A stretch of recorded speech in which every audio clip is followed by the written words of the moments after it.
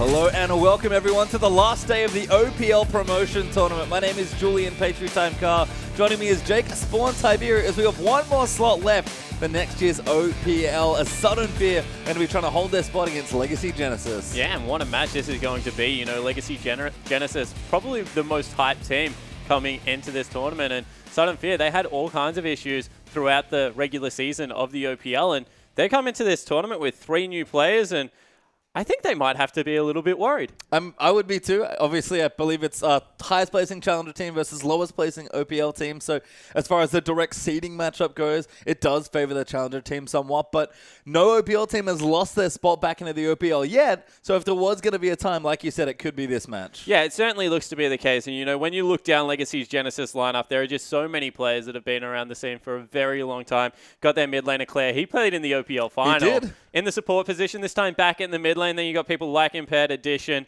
They've been around the Chiefs B teams and the Legacy B teams for quite a while now. So they're certainly one of the older, I guess, challenger teams to come through at the moment. But when you look over at the Sudden Fear lineup, they've got Ms. Fish in the top lane now. He was a jungler for Immunity for quite some time. They've got a new duo lane down in the bottom with Kuno and Sugoi. They're surrounded, I guess, by the Christmas trees and a Pink Bomi mid lane jungle. The best friends club that never leaves.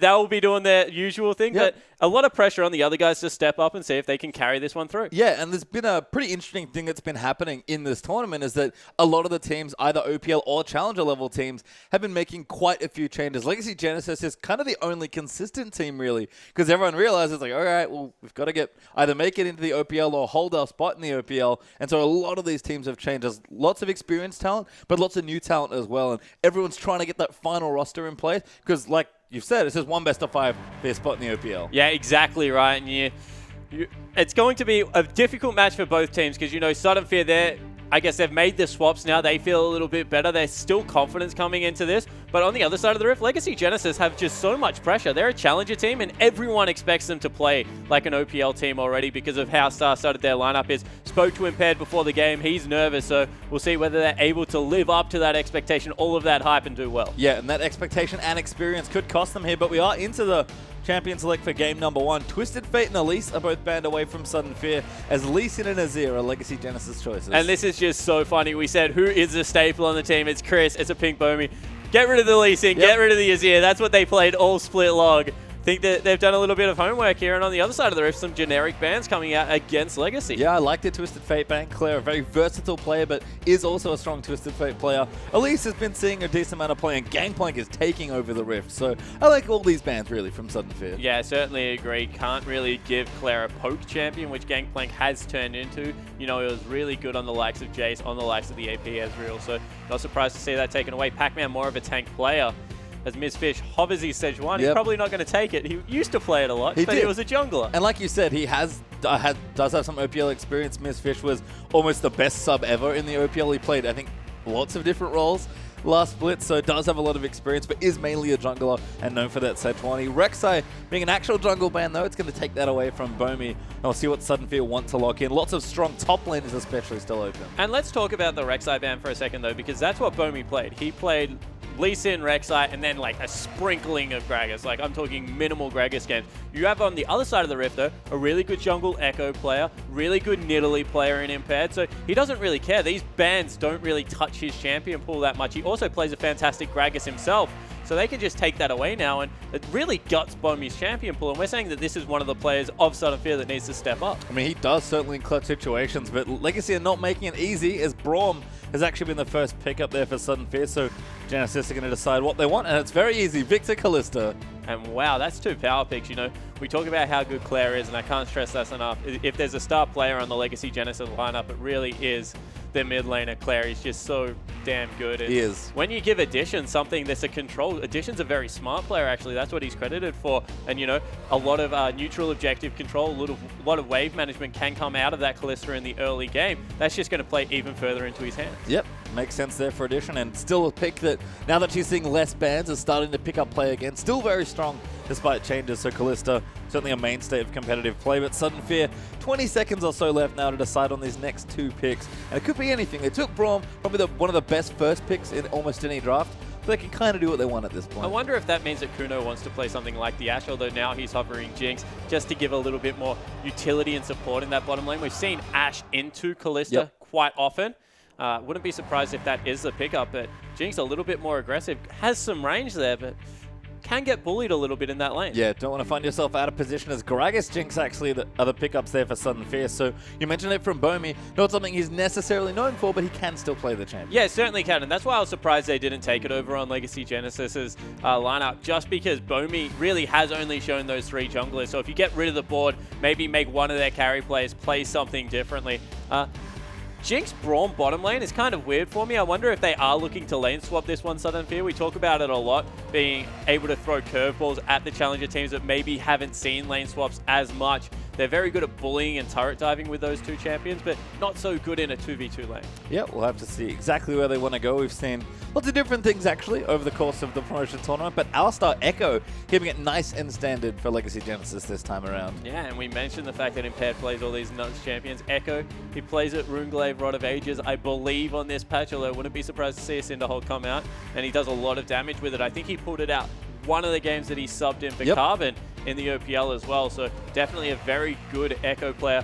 Regalia, or whatever you want to call him, Yasui, he's got a million names, yeah. But Regalia today, it's what he's chosen. Yeah, exactly right, so we'll go with that one, but he is just a melee support player. We have a lot of melee support players at the moment. Plays Thresh, but also plays Braum, Alistar quite well, so a lot of initiation now out of the bottom lane of Legacy. Yeah, much prefer Alistar versus Thresh into Braum as well, so I like it from Legacy Genesis as they'll line up their final pick. Looks like top lane is going to be where they'll go, but only 10 seconds now for Sudden Fear to lock in these last few picks. Again, we've seen lots of different things from Christmas Trees. We criticized him in the OPL for a small champion pool, but that's a Varus there in that mid lane, and Maokai's going to round things out. Yeah, we said that it's normally Claire that likes to run the poke champions, and Chris runs one back into him. Varus was seen like in brief stints as like the answer to the control mages, because he ramps up at a similar pace and his arrow is just such short cooldown. So I don't mind that. Makes him a little bit AD heavy, but Varus just does so much damage through the mid game. Hopefully they can bridge that, get some good team fights. Yep, help the Jinx in there as well. So plenty of good things for Sudden Fear as far as team fighting goes, but LGC going to line up their last pick here. I like the Sejuani motif we have going through this draft. Clearly both teams having some fun flashing that one back and forth, but Pac-Man knows his matchup here. It's going to be a very safe and standing one in Maokai, a champion who honestly has sort of fallen away in recent patches. Yeah, it certainly has, but on 5.15 certainly has the strength still there. It's just that big tanky top laner, you know. Maybe Na does it a little bit better right now, but Maokai always does it. Na has those windows that you have to play around it. It's one of Pac-Man's better champions. He is that tank player in the top lane for Legacy Genesis, so want to know what he will default back to. That's an aggressive pick. Yeah, that's an Olaf actually. So we've seen a lot of Olaf in this tournament. It was a hallmark of the series yesterday with Immunity playing and winning their OPL spot back, and it's just been so strong in that top lane. Yeah, it certainly has. It won every single game yesterday till it was banned in game number 4 that Immunity was able to steal, but the reason I like it is because now Chris doesn't have that many answers. You know, he can fire out that ultimate there, but not really going to slow Olaf down, and all the peel in the world won't really help you. And when you are playing a poke-heavy lineup, Olaf, we've seen in the past, he just rips through you. Yeah, because he just runs at you. We've seen it with the Ashe. Kind of similar with Jinx, who's also very immobile, relies a lot on her passive and flame chompers to get away. And Olaf just says, nope, don't care at all. And I guess the other thing that I really like is he's such a lane bully, especially against tanks. Yeah, he certainly is going to be able to chase Mistfish out of that top lane. Really will need to get some help up there. Also, not a bad 2v1 laner as well, especially we've seen some cool things like donate him a blue buff, let him chuck axes at creep waves all day. Certainly does some things a little bit differently with Olaf, but he's just that all-round strong pick right now. Yeah, and it makes sense why a lot of those top laners have been going away from maybe some of the other juggernauts that aren't quite as strong yet, as we still, like you said, are on 515. But Olaf has been a mainstay of this tournament in particular, and you can kind of see why. He's just kind of good all the time. Yeah, it certainly is. And the even scarier thing is he's not going anywhere in the future patches. In fact, the items probably made him scarier. Probably. But it's good to see him here in this first game. You can see the lineups on your screen as both teams have drafted honestly very well. Makes sense from what we know about these teams. They've drafted almost, I guess, as expected. Lots of standard picks here. Yeah, they certainly have a very safe comp out of Sudden Fear for the first game. I want to see if there's anything on the Rift that they do differently. As I said, looking towards potentially a lane swap. On the side of Legacy Genesis, however, they have so much more damage, especially if Impaired is willing to go that AP Echo route. Just going to have a lot more tools as the game progresses to be able to, I guess, take these team fights. And I think from what we've seen already, especially given that both Claire and Impaired have OPL experience, it just feels like the two to watch here coming into this first game at least. Not to discount the rest of their team, but Claire is such a good mid laner, and Impaired has already shown how strong he is. And in tandem, they tend to play very well together. I think when you open up any series with this team in it, you have to look to those two. Oh, yeah, you have to check the Young Mechanics crew out straight away because you know that they're the two that will set the pace.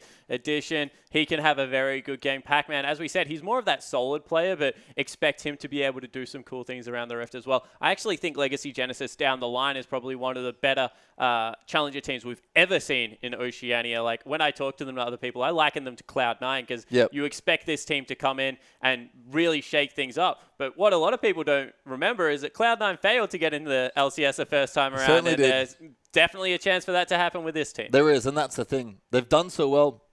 They've played so well in Challenger, but you do have to qualify for the OPL to actually prove yourself there at the top level. And there's been some success. Certainly, Claire's been a sub. He's looked good. Impaired's had a couple games as well. But even on the other side, Misfitch has also played some. Sudden Fear, of course, are an OPL team. They've been in both splits, I believe, as well. Yep. So, as far as pedigrees go, both teams looking to either make their mark or get back and really shake things up next year. Yeah, 100%. And you look down Sudden Fear's lineup, and they're kind of the guys that they've just always been there, especially Abomi, who had a really impressive Split 1, kind of dropped away, and then tried to fight back through the end of Split 2 that he played in. This guy is a fantastic Lee Sin Rek'Sai player. That's why he gets so many bans thrown at him. And, I'm looking down the lineup and thinking if he gets going in the early game, certainly might be something Sudden Fear can do here. And that's always been the story of Bomi. I feel like he's just such an aggressive player. He plays well under pressure as well in very intense games, especially in this sort of tournament when they're trying to get back into the OPL. Bomi's always shown up big. So I do like that Legacy Genesis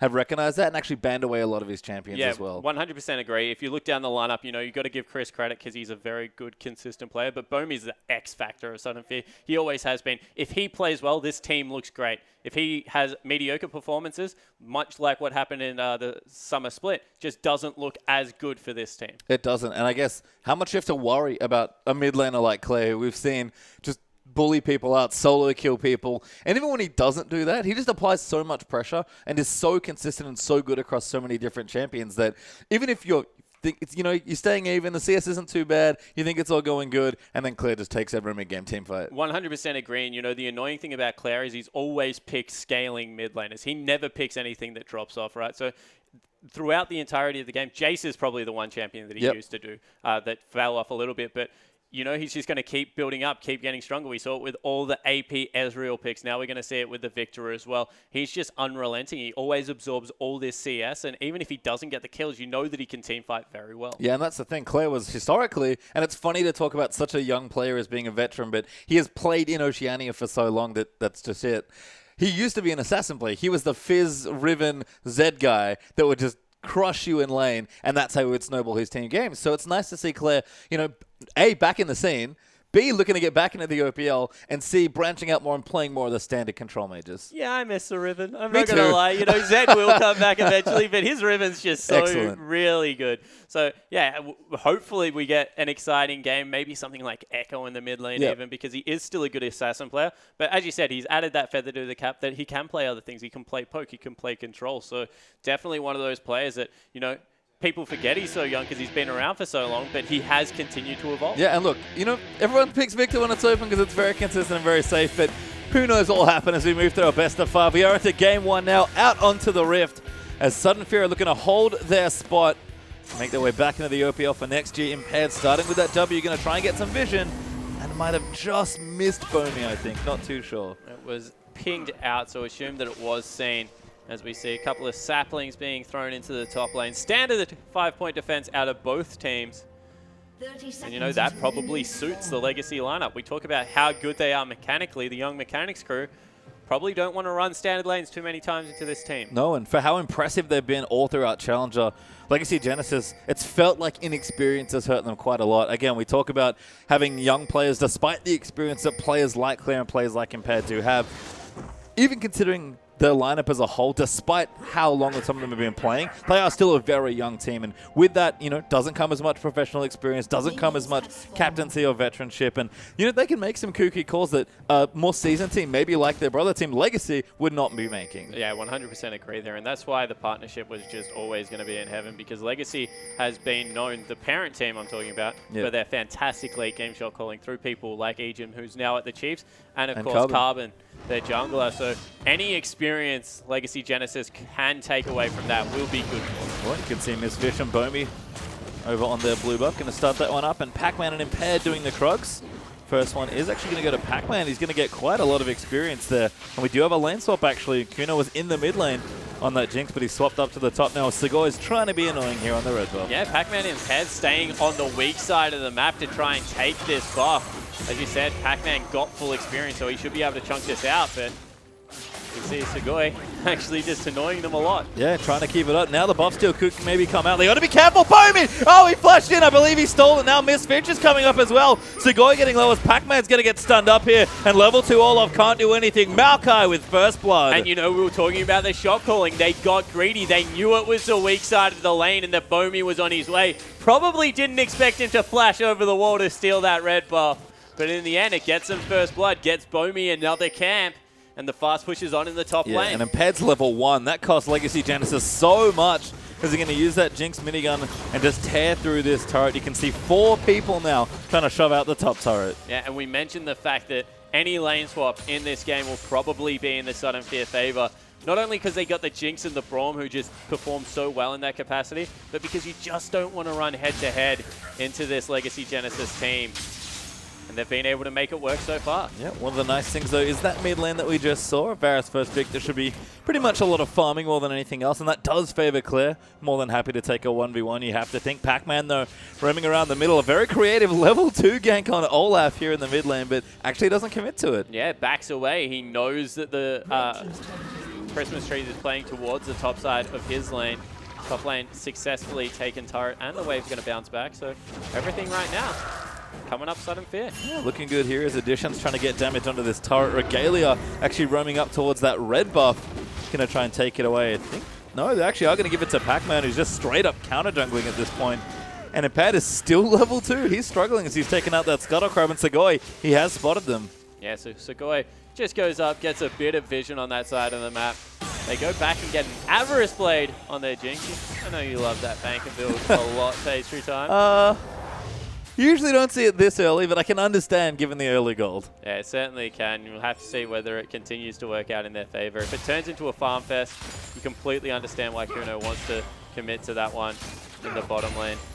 He and Sigoi now going to see if they can run 2v2 into this Alistar Kalista lane. So I'm actually going to put this to you, because I know you're a big item timing guy. Do you feel like with the way Kalista's built towards that Blade of the Ruined King, that this actually makes, that is safer than it would be otherwise in a lane? So the thing about Kalista, especially if she is with something like an Alistar, is they shouldn't be able to get on top of you if you have a Braum, because you can throw this stand behind, the big shield up, and just negate a lot of the damage. So I don't mind it, because you're realistically not going to win a fight, so you just have to play as safe as possible. Otherwise, normally I would be like, why did you not go pickaxe? Well, we'll see how it works out for Kuno right now, as we do have Christmas trees and Claire still fighting back and forth. That long Varus range making him nice and safe in that lane. They're running out of flask charges. Claire has actually gone back, I believe, as well. Got himself a second door, and so looking to really put pressure on early in the lane. And you can see that Addition and Regalia want to play up nice and in front of the creep wave, try and deny as much as possible. But Kuno just sitting back, last hitting with the rockets, and this is what we spoke about. You're never going to fight Kalista anyway, so itemization at this part of the game probably doesn't matter. Just shoot the creeps, get what you can, and a huge crit gets a nice bit of damage down. Absolutely calculated. There you go, worked. Just goes back, grabs the Avarice Blade, knows he's going to crit.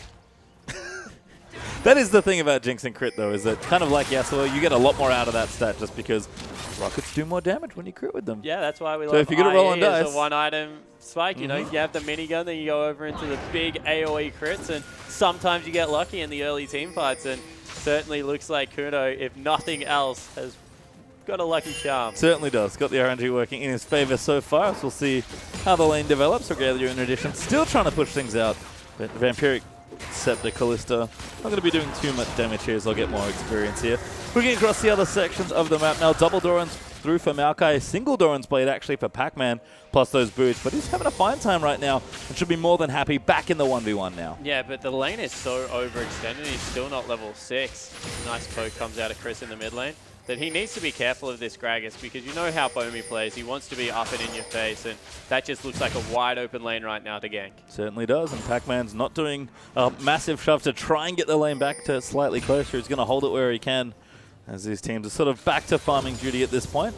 Impaired's also caught up on farm, so he's really committed to just getting those early creeps on Echo. He's got his Trailblazer up, and Boom is sort of doing the same thing. So a good early win for Sudden Fear in the jungle, but it's kind of evened out now at 7 minutes. Yeah, it's only really the turret that they've got them, as well as some gold onto their top laner to help nullify the Olaf lane, which we said is so impactful at this stage of the game. So Miss Fish may be a little bit more successful than otherwise thought, but pretty calm map nonetheless, and we'll see who is willing to make the next big move, maybe around a dragon in about the 10-11 minute mark. Yeah, certainly coming up to that time, as we do see Tear of the Goddess up for Christmas trees. He's gone back, refilled that flask, and I think got himself some consumables there as well. Claire thinking about going back. He's going to reshove the wave up before he does, though, and back in the top lane, Miss Fish having a fun old time, as Impaired is going to be going Runeglaive at least. Does have those Sheen components lined up. Yeah, and I actually really like this build out of Impaired. He goes to Runeglaive, goes into something like a Rod of Ages, as he completely misses a pink ward.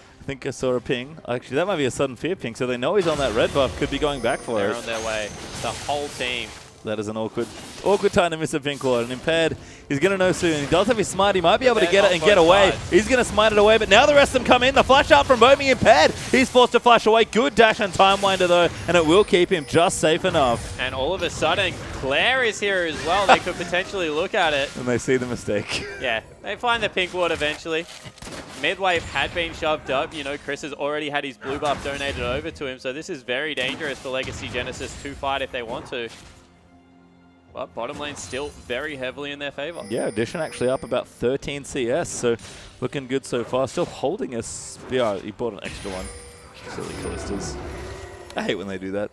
It's so confusing. Yeah, no, just in case you, I don't know. Change your mind. Alistar's not the target you want anymore. Can't even do that. Yeah, just hanging. Just annoying me. That's fine. I'll accept it. You can see the tower in the bottom lane, though. Actually fairly low. Done a good job from the Legacy Genesis bottom lane of applying pressure. And Kuno falling behind in CS, that tower could fall as well. So you could see a breakpoint there in the bottom side. And it's been quiet, honestly, after that first blood. Sudden Fear played the first red buff invade really well, but it's all evened out now. And apart from that attempt just there, where Impaired missed that pink ward, managing to get out of that safely. And as it stands, it's just 1,000 gold up for Sudden Fear. But look how much they want to control Impaired. You can see the top side of the map littered with wards. Bomi has been farming quite heavily, which we don't normally see out of the Sudden Fear jungler, but hasn't really led to much because they've just kept such good tabs on Impaired that he hasn't been able to get anything going. That's helping Chris out here as well in mid lane, because Claire's not been able to go to blue buff. Now going to walk himself over, as Impaired will return with the finish, Runeglaive and level 6. So Echo does need to wait somewhat for that ultimate to really be impactful in ganks, and could start to get something going now. But they're going to start things off very simply, as Claire's going to finally get himself a blue buff. Yeah, so Claire, he stayed up in CS even without an earlier blue, so credit to him there, but this will help him out a lot. One thing I do want to point out is going to be Bloodthirster first on Callista. Addition probably going with a Q-Max, you would have to think. But mathematically, it just doesn't make sense. It doesn't do as much as it used to. Has got tapped a couple of times, even the auto attack, and generally Blade of the Ruined King is much more popular right now because Rend is just much more efficient. Yeah, and you can see there is the Addition Q-Max. Is going to do decent poke through that wave, but we'll see if it hurts him there. The Bloodthirster is going to be a fine item, of course, but I agree. Blade of the Ruined King, just that much sweeter. Yeah, it's much earlier spiking. Your 2-item power spike is just absolutely insane with that and the Runar's Hurricane. So, you know, I credit Impaired for Addition for being one of the smarter challenger players. I certainly will hold by my statement, but I would like to touch in and see exactly why he has decided to go with that. Maybe it's a lane matchup thing. Jinx does outrange Callista quite heavily and might just be looking to get poke off throughout the laning phase. Well, we'll have to see how it develops as Pac-Man's farming away. Double Dorans and the components of a Phage going to be moving towards that Black Cleaver as the first item. Very common Olaf first pick up there. We do have the first Hex Core upgrade for Claire finished as well. He's got the Death Ray going as Christmas Tree is working on his Man Immune, and a BF sword up for Kuno. Probably maybe looking for those early Berserker Greaves as well. And that's the weird half item power spike that Jinx gets that you were sort of alluding to earlier. Yeah, Jinx is one of those champions that whatever she buys, she just gets that much stronger. And it sounds silly, you're like, yeah, everyone does that. But for example, you don't really fight on a BF sword with Ashe, whereas Jinx just becomes so much stronger. We have a visit to the mid lane by Impaired, not much happening there. Pretty ambitious gank there from Echo, but goes for the long range. Instead, it's Misfits actually that's coming ahead that gank off in mid. Impaired will back off now from that lane and return to the jungle. Pac-Man keeping the lane pretty deep so far. So Misfish right to go out and roam while there's a bit of space to do so. But it's been a really passive early game after that first kill. And even though the farming's going well for both sides, I just feel like Legacy Genesis might be a bit happier with the situation. Yeah, 100%. Could not agree more, especially because they have a 3-threat comp, 4 if you count Impaired, which you probably should at this part of the game. Just means that it's going to be that much easier for them to scale into the later game. On the other side of Sudden Fear is Fizz. Sure, he's going to get tanky, but not going to do the same amount of work as Pac-Man on the back line. Good poke there as well from Christmas Trees as Claire goes a long way around back to his lane, sweeping the ward out of that brush. We did see a gank attempt being lined up in the bottom lane, but they'll pull out from that instead as Sudden Fear had plenty of pings to go with that bottom lane. Clearly aware that that was happening. Other than that, it's just a sight set up for Bomi, who, like you mentioned, has been very quiet in these early stages. Gragas not quite least in as far as the aggression levels, but can get the ganks on early. So I've also been surprised that Bomi's just really sticking it out with the farm game right now. Yeah, I think it's because of the flash. He's burnt flash on red buff spawn twice. Once to steal the first one away, the second one for the gank. So maybe not willing to overcommit to a lineup that can punish you, like an Echo, without that summoner spell available, but definitely isn't Bomi's style of jungling. We'll have to see whether he's able to ramp up and get a little bit more aggressive. One thing you will say is Impaired's jungle build normally is that Rod of Ages second, so farming in the jungle definitely suits the Echo right now as opposed to the Gragas. Certainly does. So we do see bottom lane once again, just fishing back for those CS. Edition does still have a lead though in that bottom lane by about 10. And 13.5 minutes in, and no dragon even being looked at right now. Legacy Genesis have that Kalista, and Sudden Fear would be more than happy to force a fight with some of their early power, but no team's wanting to actively commit to the objective. Just a little too risky to try and force a fight right now. Yeah, it certainly is. No ganks have been successful. No one's gone down. You have to say, ward control is very far in Sudden Fear's favor, so if anyone makes a proactive move, you would have to think it will be the blue side. And right on cue, there's Bomi, clearing the pink ward. He's looking for something. Just have a look how much they've lit up the bottom side of the map, but just not able to get anything going right there. And even though there is a CS lead for Edition, the fact that that Avarice Blade has been in effect for a good 10 minutes now means that gold-wise, Kuno going to be completely fine. Yep, and only going to get stronger as well. That first item for Jinx, always a pleasure with the quick Infinity Edge, but they're actually backing right now. Maybe don't feel strong enough. We'll see what happens as Moby boots up for Segoy. And there's those finished Berserker Greaves and a pickaxe. Jinx only growing stronger as Kuno also swaps his trinkets around. The Manamune finished as well for Varus as Pac-Man just going in. Impaired's lining us up nicely. Yeah. Paralock Convergence is out. Misfish are going to get stunned up, and very well played. He's going to give Pac-Man a kill. Yeah, really nicely played out of Legacy Genesis there, actually. Pac-Man goes aggressive when he knows that he has a big creep wave, able to chase Misvision underneath the turret, and Impaired was just waiting for him. So great execution.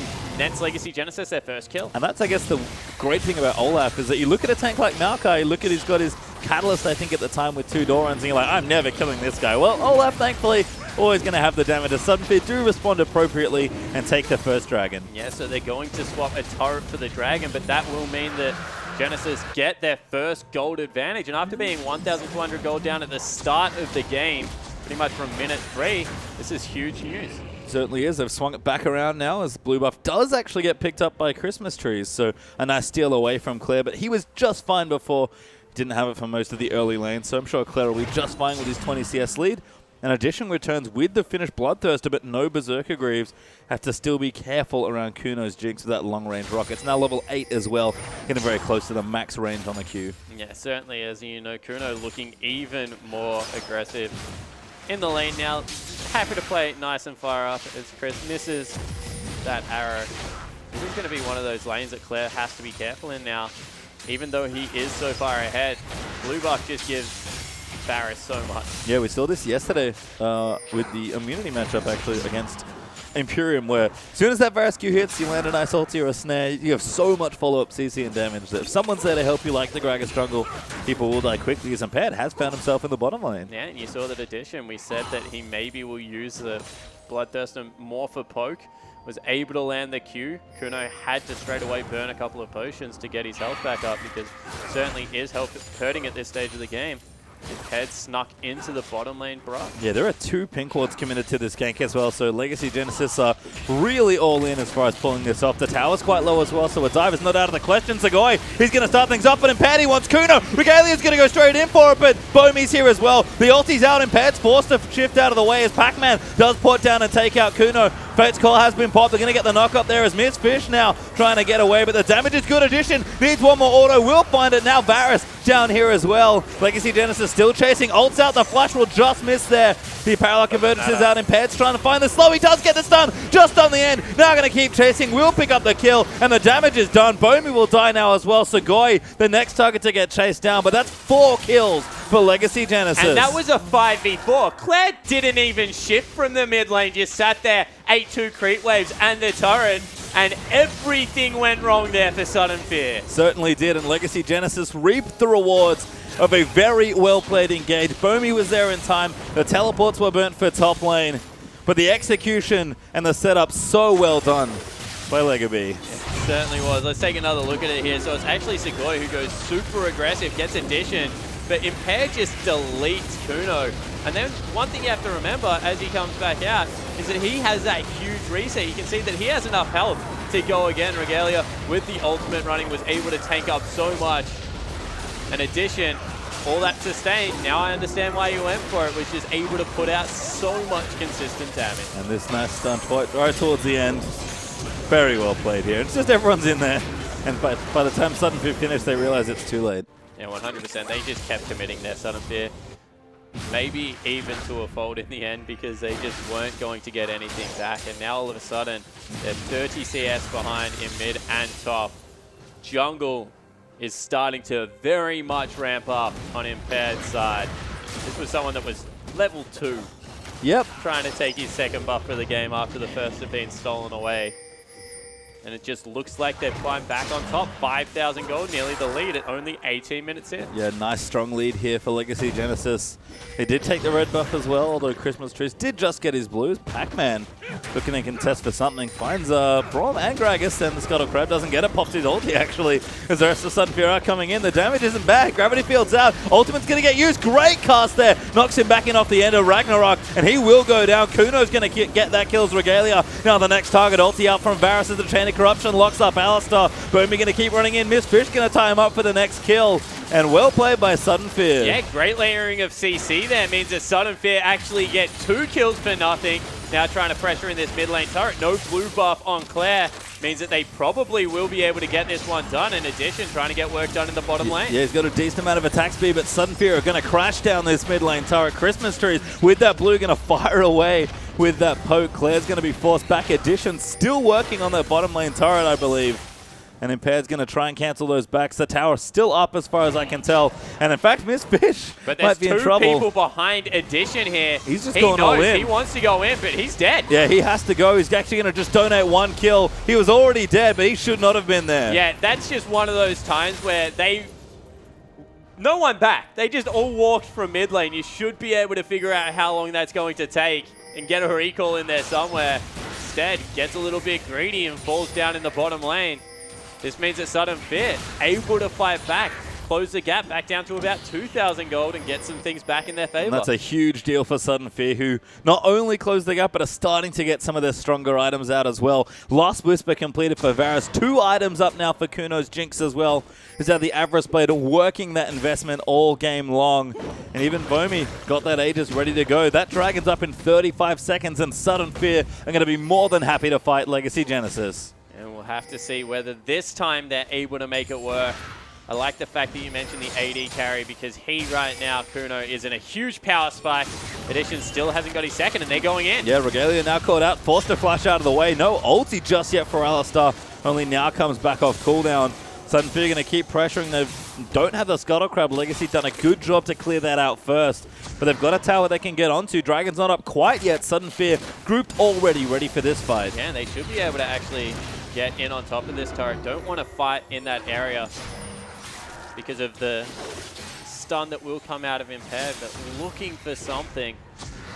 And you can tell that Sudden Fear, they're a momentum team. They just itch to pull the trigger once they think that they've found a window back in, and Chris still firing out all these arrows. Yeah, once they start fighting, they tend to not stop, that's for sure.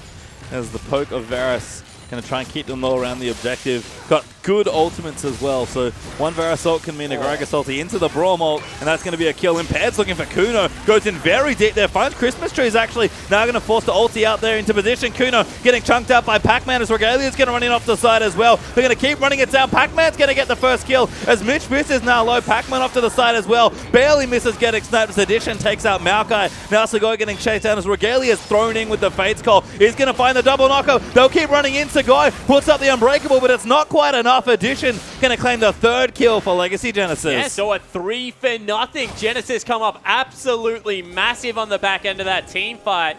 And it all just started because Pac-Man was able to get onto Kuno. We mentioned how big the Jinx had to be. Olaf just doesn't care. Oh, Addition! He's flashed over! He wants Christmas Trees! He's going to get the poke. Impaired will pop down the Parallel Convergence, but Addition gets himself sniped, and Sudden Fear may still be in this dragon fight. This is a caster curse. This is great. I call him smart. Oh no, Christmas Tree's got a second kill. It comes out, Gragas! He actually does steal it now. Impaired's caught out in the Dragon Pit. 3-0 Legacy Genesis, now 3-0 and a dragon for Sudden Fear. So Sudden Fear hit back one more time for H3 time. Oh, Pac-Man! He made it. He just made it. They might even get the bottom lane turret right now. Sudden Fear have just taken back everything they possibly can at this part of the game. And wow, this is going to be a chaotic series. Certainly is. Because Legacy Genesis are known for the mechanics, known for skirmishing, and Sudden Fear have never been a team to back away from a fight. And they're just running headfirst into each other. That's twice now, where Legacy Genesis have spent, minutes orchestrating this. Oh, never mind. They're going to go in. Regalia wants it. Going to try and find Teleport Kuno. No well. flash here for the Jinx. They'll commit everything onto her, and Kuno stands his ground. He's going to try and fight, but it's a very valiant effort as Addition is going to take the kill. So another, I guess, little hand pass back with Kuno getting very greedy for some minion wave farm. They do burn the teleport to secure another kill onto Addition, who's 5-2-3. Could have been 5-1-3 if he didn't flash over a Dragon Pit wall. I admire his heart, Spawn. But again, Legacy Genesis, two great moments where they set up this fight, execute perfectly, and look like they're unstoppable in these things where they're able to set up the moment. And then Sudden Fear come back firing in the chaos, and Legacy Genesis look like they don't have an answer. Yeah, completely agree there. Sudden Fear just able to get down and dirty. Scrappy teamfight certainly look to be their win condition this game at least. As Bomi has his flash, you can see he wants Claire. And Claire doesn't want anything to do with that. He's got a Rabadons, he's got Mark 2 Hex Core, and some cooldown boots. He's quite strong on the Victor at this stage. This Addition hunting someone in the bottom lane, probably looking for Kuno, that hasn't appeared just yet here. And I can see Genesis do have to be a bit more careful with how they've been playing. In Addition, for whatever reason, he is out for blood right now. Yeah, so Addition, he's really strong. This is the thing. He's got lifesteal, he's got everything going in his favor. What he doesn't have is crit. So if he takes 2 crits in a row from Kuno, he'll die. Oh, Fate's Call. Yep, Kuno's absolutely dead. Knock up there as well for the Bouncy Castle. And Addition claims an easy 6th kill. So that's sloppy play out of the AD carry for Sudden Fear. Didn't have vision on 2 members. Should probably have a sneaking suspicion they are somewhere on the bottom side of the map. And he gets picked off, and that's another kill for the Kalista, now 6-2-3. Addition looking to make a big carry game here as Claire all goes in for Christmas Trees. The damage is massive, and he's just dead. Yeah, Claire just runs up with that death tap. Huge power spike for Victor because of how his Hex Core works, and just able to delete the mid laner of Sudden Fear. Bomi looking for Impaired. Does find the knock up there. Segoy coming out. Parallel Convergence going to zone them away, and Impaired's going to be all right. Pac-Man's actually top lane right now, pushing down a tower, and Impaired is going to join him. Legacy Genesis apparently just sticking to their lanes because that's where they're strong right now. Yeah, exactly right. You can see with the duo lane still in the bot, able to just pressure Mizfish back underneath the turret. Take everything they want off the map. They get it back out to 6,000 gold. This, for 26 minutes into the game, being a fairly hectic affair so far. But Legacy Genesis just keep coming out ahead. And that's given how quiet after the first blood, the first 15 minutes of this game were. The fact we're now sitting at 18 kills is just great to see here. So the team's certainly fighting once the mid-game rolled around, but Legacy Genesis are creeping further and further ahead. Rod of Age is almost stacked up for Impaired, who's got a Zonya's in the works, I believe, based on the items he's got there. And why don't we know about his previous playstyle as well? And there's a Randuin's completed for Pac-Man and a Blade of the Ruin King now on the way for addition as that third item. So carries are getting stronger, and there are a lot of them on the Legacy side. Yeah, there certainly is. You know, Pac-Man has to be thrown in there as maybe more of a bruiser right now. Impaired kind of fulfills the AP bruiser role. And then they just have the out-and-out carries in the mid and support positions. And you can see that a little bit desperate here. Sudden Fear maybe looking at starting up a Baron. Double AD carry will make short work of it, but they need to make sure they don't overcommit one more time. And they do have strong vision. You noted this before spawn. Sudden Fury have been really good at putting vision around the objectives that are relevant at the time. Of course, with Dragon down for a minute 25, it is going to be a Baron. And Christmas Trees is quite strong at this point, as he's going to look to fire some poke out. No blue buff. He's going to cause some problems for very protracted sieges, but Legacy Genesis also know this is happening, and Sudden Fear, I think, looking at their Dragon score, might be looking a minute 10 from now and thinking that's our win condition. Let's just take fights around those Dragons. Yeah, potentially could be the case there, but you don't want to overcommit there. Ted looking for the fight. Nothing starting so far. The thing about Echo, you can always just dip your head in, poke, and if you're all in, you can pop the ulti and get out again. AP Echo especially does a lot of damage. Really buffed up that aspect of his kit.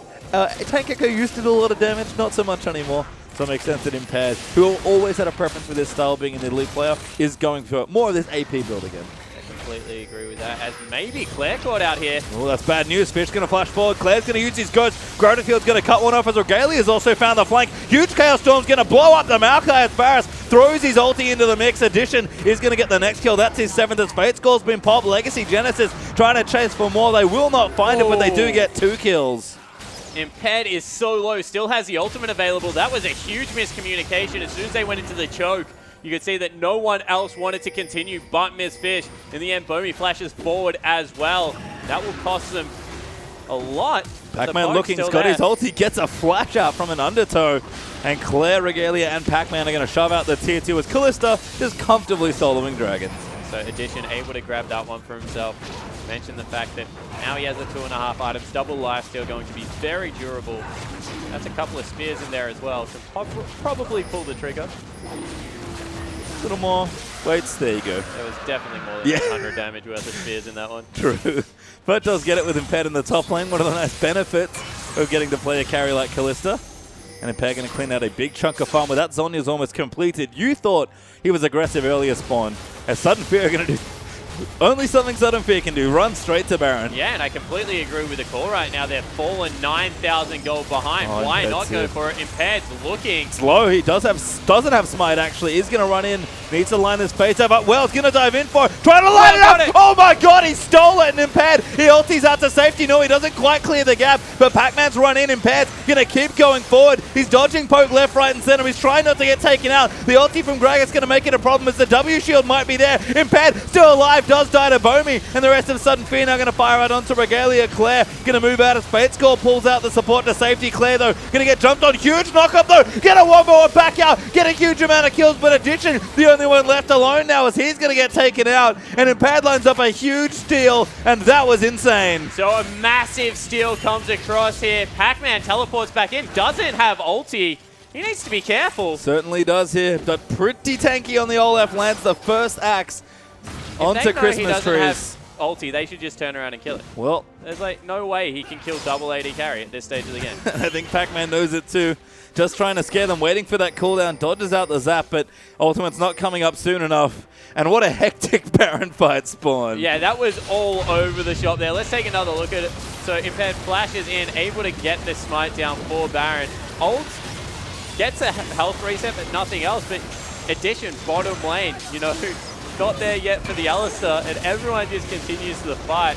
It goes for a very long time with the double AD carries finally getting to set up and do work without the Olaf in the area.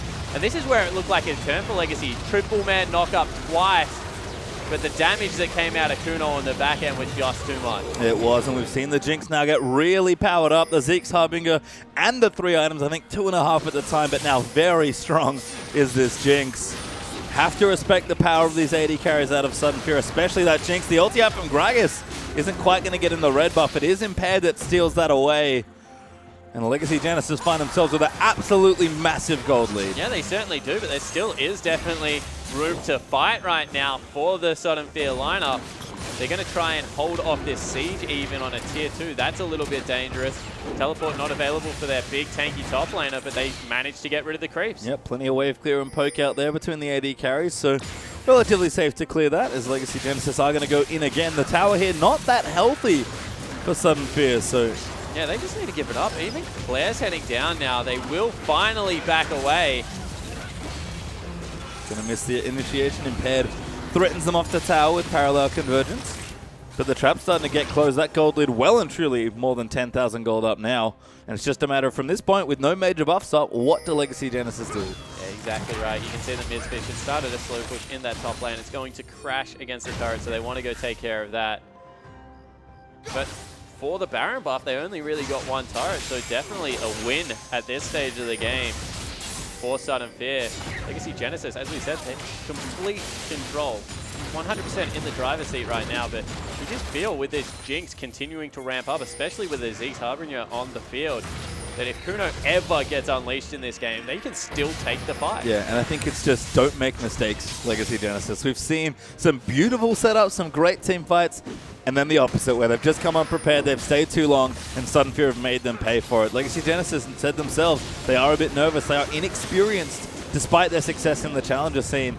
So getting, playing at the OPL level, getting to compete next year is going to mean keeping their heads cool, making sure those calls are very clear, and closing out a game where they should win. And the fights where Claire is able to get onto the backline with Pac-Man are just, they're simple right now because the AD carries just melt like butter against the Olaf, against the Victor. But when Pac-Man kind of isn't in there at the right time, Addition wasn't there to shred the front line, things just went wrong. So we'll see if Sudden Fear can get another team fight on their terms. Anything that is even near 50-50 right now is the Genesis 1 team fight. But Sudden Fear just seems to be able to make Legacy make some mistakes. They do. They're a very resilient team as well, Sudden Fear. Not the kind to give up in this sort of important situation. So even though it's only game 1, they'll be fighting to the end despite the gold discrepancy right now. Pac-Man, though, back in that bottom lane, only getting stronger as he's working on tank items 2 and 3, and items 3 and 4 eventually, with your random ones, Black Cleaver, and 2 different tank components sitting in that inventory. Rylai's also up for Claire with an additional Need to See Large Rod, and the Last Whisper coming online for Addition as well. So starting to hit some very key item points as well. The 3-4 items for all these carries is going to be a big difference. Yeah, it certainly is. As we see Impaired going in, gets the barrel out of Bomi. One thing I will mention is that, Claire in the mid lane, 400-ish CS at the moment. He's well ahead of the clock, but no Magic Pen in the build, no Void Staff, no Abyssal, not even any Sork Boots, and he's continuing to put out AP damage. Maybe that's to blow up the ADs, but eventually it will get to the point where Bomi's able to zone a lot of what he wants to throw out, just because he hasn't got that penetration item. Yeah, you mentioned it, Claire does fight in the backline with Pac-Man a lot, even on a champion like Victor. So he's going to have to get to those soft, squishy targets, but could be a problem if he doesn't, as Dragon's back up in 5 seconds. Legacy Genesis could get their second Sudden Fear. We're on track for 3, but lost the third one there to Legacy. And this is the experience of Sudden Fear coming through right now. You can see that Legacy Genesis wanted to pressure the Dragon. They thought Sudden Fear would meet them there for a 5v5 fight. Instead, they sent Mizfish top to prep the wave, able to sneak a turret against the flow. Certainly Dragon number 2 for Legacy, so not really a big deal. And Sudden Fear continued to try and work them around the map. Yeah, Addition's going to get this very comfortably on Kalista. Another little solo there. There we go. Kalista, yeah, that's a much more expected rend, about 2,000 damage to poor old Dragon. And Impaired wants to go in, he flashes. Oh, he's found Kuno. That's a flash out from Jinx as well. Impaired, relatively tanky as Regalia is going to pop Righteous Glory, I believe. Impaired's going to chase in. That damage is disgusting. And they'll get the first kill. Mizfish is now completely caught out in their jungle, and that's an easy pickup for Victor. Yeah, it certainly is. Impaired gets the team fight started with a nice flash. Burns it off the AD carry at the same time. And then Regalia just able to sprint in their linebacker style. And that might be what Legacy's looking for to break the base. Yep, they are going to keep pushing. Pac-Man with the teleports in the top lane now as well. Addition also was a good amount of lifesteal, so that poke isn't going to stick for very long from Christmas Trees. They really need to commit to a target, but down 2 men right now in this little exchange. Going to be tricky as Christmas Trees doing his best to keep them off the turret. Yeah, and let's talk about straight line wave clear for a little bit because both teams have it. Victor's E as well as the Q that will come out of Varus is just so good at clearing minions because normal wave clear is kind of in a circle area. Think like the Dark Pool and the thing E that comes out of Lux. Yep. Whereas straight line wave clear means it doesn't get set up into a turret. It means you can never get the shots as Baron has been started up here. Yeah, this will be an easy finish. Good ult from Jinx, but it's not enough. Impaired does smite it away. And Legacy Genesis, they backed off the siege to make sure they got the Baron and do collect it safely. And you feel they should have nearly pulled the trigger there, Sudden Fear. That's probably the best look in they were going to get for the rest of this game. But they decide to get away from it, and that means that all of a sudden the straight line wave clear we were speaking about not going to mean as much for Chris because he's not going to be able to one-shot the creeps anymore. And 2 great slow pushes set up by Legacy Genesis here as well. You can see Jinx and Malphite moving to bottom and top lane respectively. They'll clear them out quickly, but Legacy Genesis have shot and are back straight down the mid lane to start that siege. So this is very well timed. Yeah, so we'll see whether they're able to get what they are looking for. Remember, Miss Fish burnt the teleport to try and get into the last Baron fight. Didn't make it in time. Here goes Impaired. Yep, going to line it up. He's more than happy to dive if he finds the right target. Callista going to fire shots away as best she can. Again, that wave clear is going to help Sudden Fear out immensely, and Legacy do need to be careful under the tower. Now, in addition, needs to stop taking so much poke because Claire's going to be the one that shreds through these targets.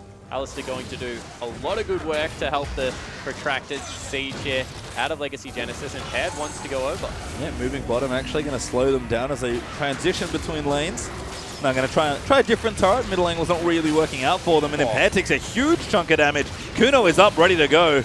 Glowing gold there from the Harbinger, and Regalia has been chunked as well. And this is the thing. We keep talking about it, but Jinx, because of the crit, is just going to outscale Addition's Callista.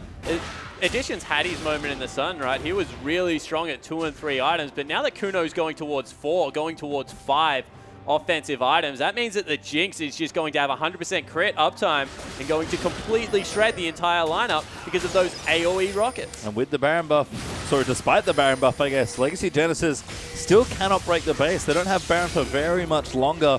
Got about a third or under a third of the buff left here as Claire is lining up the next mending wave. And then if they've done all the right things, they've got Pac-Man back in the top lane pushing down as well.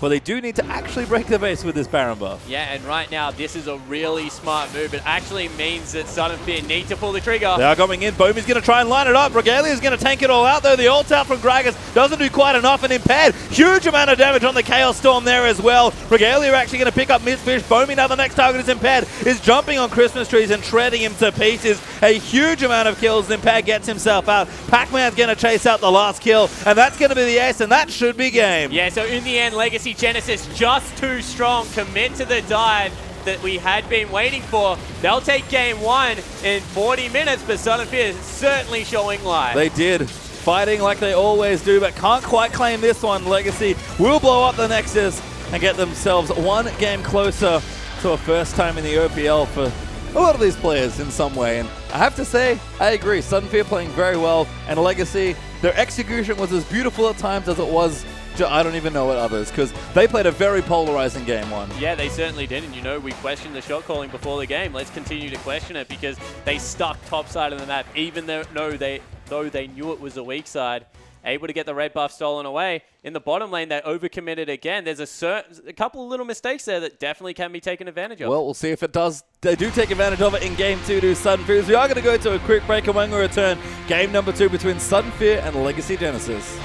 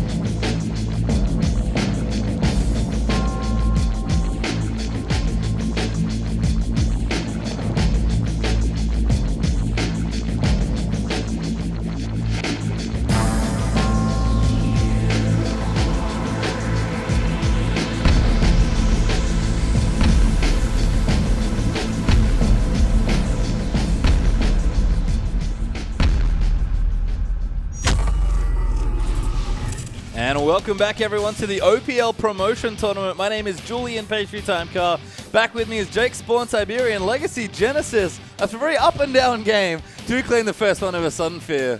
I actually have no idea what happened that game. You know, Sudden Fear, they actually had a very good level 1. They got the lane swap they were looking for. A very clean invade meant that they picked up first blood. But from there, Genesis able to just stall out, play the laning phase the way they like to. Maybe even taking the turret early wasn't as good a news for Sudden Fear as you would thought, because Addition took over the map and Young Mechanics crew, Impaired and Claire, were just able to team fight beautifully. Yeah, and there were some really good individual moments in the lanes especially. We saw when they broke themselves up, they were able to get some of the outplays and get some leads there.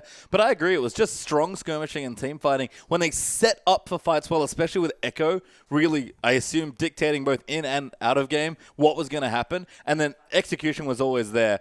It was when they didn't do that as much and they weren't as careful or weren't as prepared that Sudden Fear just jumped on the chance and smashed them. Yeah, it certainly was. It was like when they were congratulating themselves, like, oh, we just 3 for nothing. We'll take this easy drag. And then like, what the heck happened? But yeah, so it certainly looks like they need to at least continue the communication through, make sure that they've always got someone watching that mini map, because I think the teleport was even on the ward that cost them the 3 kills. So we'll see exactly how it works. Well, we do have similar bans actually. In fact, the same bans from both teams so far. Lee Sin and Azir going to join in for Legacy Genesis as they have swapped over to the blue side, and Twisted Fate, once again the first ban there for Sudden Fear. But do they change anything else? Taking a lot longer with this ban, it is going to be Elise, so it's still the same. Continue the Elise. I'm expecting Olaf last this time around just because Pac-Man's already shown it.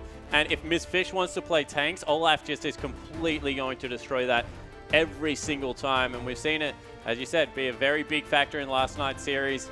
Olaf seems to be the gatekeeper of the OPL right now, so just get him off the board. I think Sudden Fear will probably learn their lesson after one game here, as Victor actually banned away by Genesis, interestingly. Don't want to first pick it, Happy to but don't want to give it away. Last game as well. On the red side, though. Yeah, that is weird. That probably means they want to prioritize. They get rid of Gangplank as well, so maybe they'll take the Olaf one more time. Just looking to see what power pick they do get. And maybe that's what they're thinking with the draft. It's like, okay, well, we want Victor, but we know we have to take probably a strong top laner first. So instead, they'll just ban it away so Sudden Fear don't get it. Because like you mentioned, like there was a strong first pick on Braum for Sudden Fear in game 1.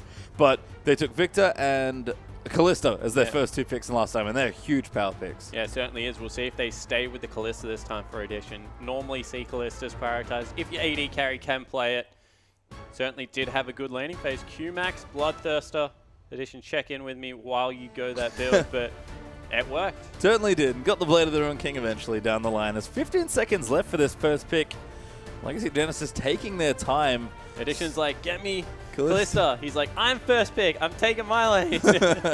Well, Pac-Man might be taking neither of those lanes. It's actually Alistar that they take for first pick. Regalia had a great Alistar game 1. So they're going to pick it up very early on in the draft. Yeah, it certainly was a good game, but you know, Alistar Braum are much of a muchness to me right now. Like instead of headbutt pole, you just stand behind me ultimate. Like it's the exact same combo. So we'll see whether that is going to be a telling factor. As you said, Regalia had a fantastic game, but I wasn't completely sold that that was the factor. Yeah, and I think a lot of it had to do with Addition's Kalista, because it just enables that support so much more. So maybe Sudden Fear pick it away here. Miss Fish probably going to do this every game, as Sejuani seems to be the fun hover. I just want him to play it top. Yeah, I do too. Right, like Leandri's top Sejuani. Like, let's go. That would be something else. But maybe not. We'll have to see. I believe. Maybe in game 3 or 4. Who knows? As we do have Lulu actually picked up. It's champion we didn't see at all drop through the draft actually in the last one. Braum there as well. So Sudden Fear, 2 strong picks, but a different direction for this comp. And we'll see now where the Legacy feel that they have to take the Tristana off the board. Of course, Oceanic teams, when they do pick up the Lulu, love to play Tristana instead of that Cogmore. Gives you the same range, same attack speed steroid, but a little bit more repositioning that can come out of the Tristana than the Void Puppy.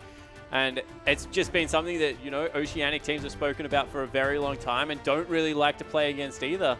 Might be something Legacy have to look at. Cool. I'm sure it's something Addition can play, but we'll have to see. Does have the Kalista open if he wants it. Olaf kind of glaringly open here, you have to think, in this next rotation for Legacy. But this is one of the comps that I actually like to...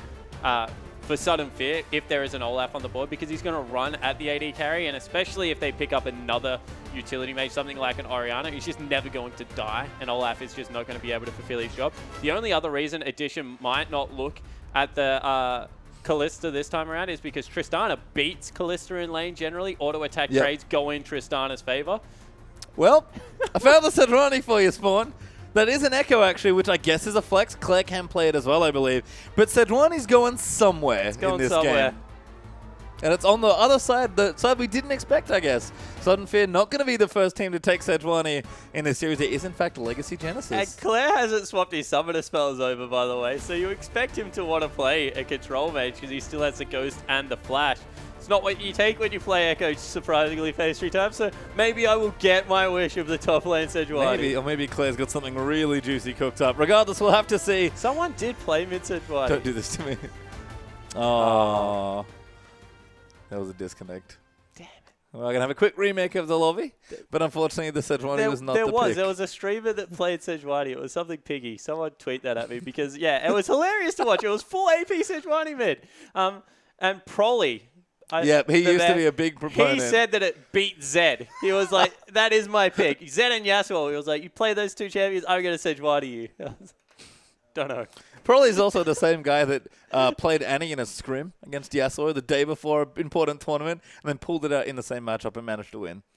Maybe not the best source of advice if you're looking to consistently improve your lane matchups, but probably apparently knows something that we don't. He certainly does. H2K's coach always has something in store. But yeah, so from what we have seen, Sejuani not going to be the pick. Yeah, I think like we said, it's been kind of the fun hover. I think these two teams are almost teasing each other with the pick. We know it's a big one for Miss Fisher. He's going to be highlighting it, but I think Claire's been ribbing him with it by hovering it as well. Apparently hovered it and then disconnected. So that's why we got the Sejuani, I'm guessing.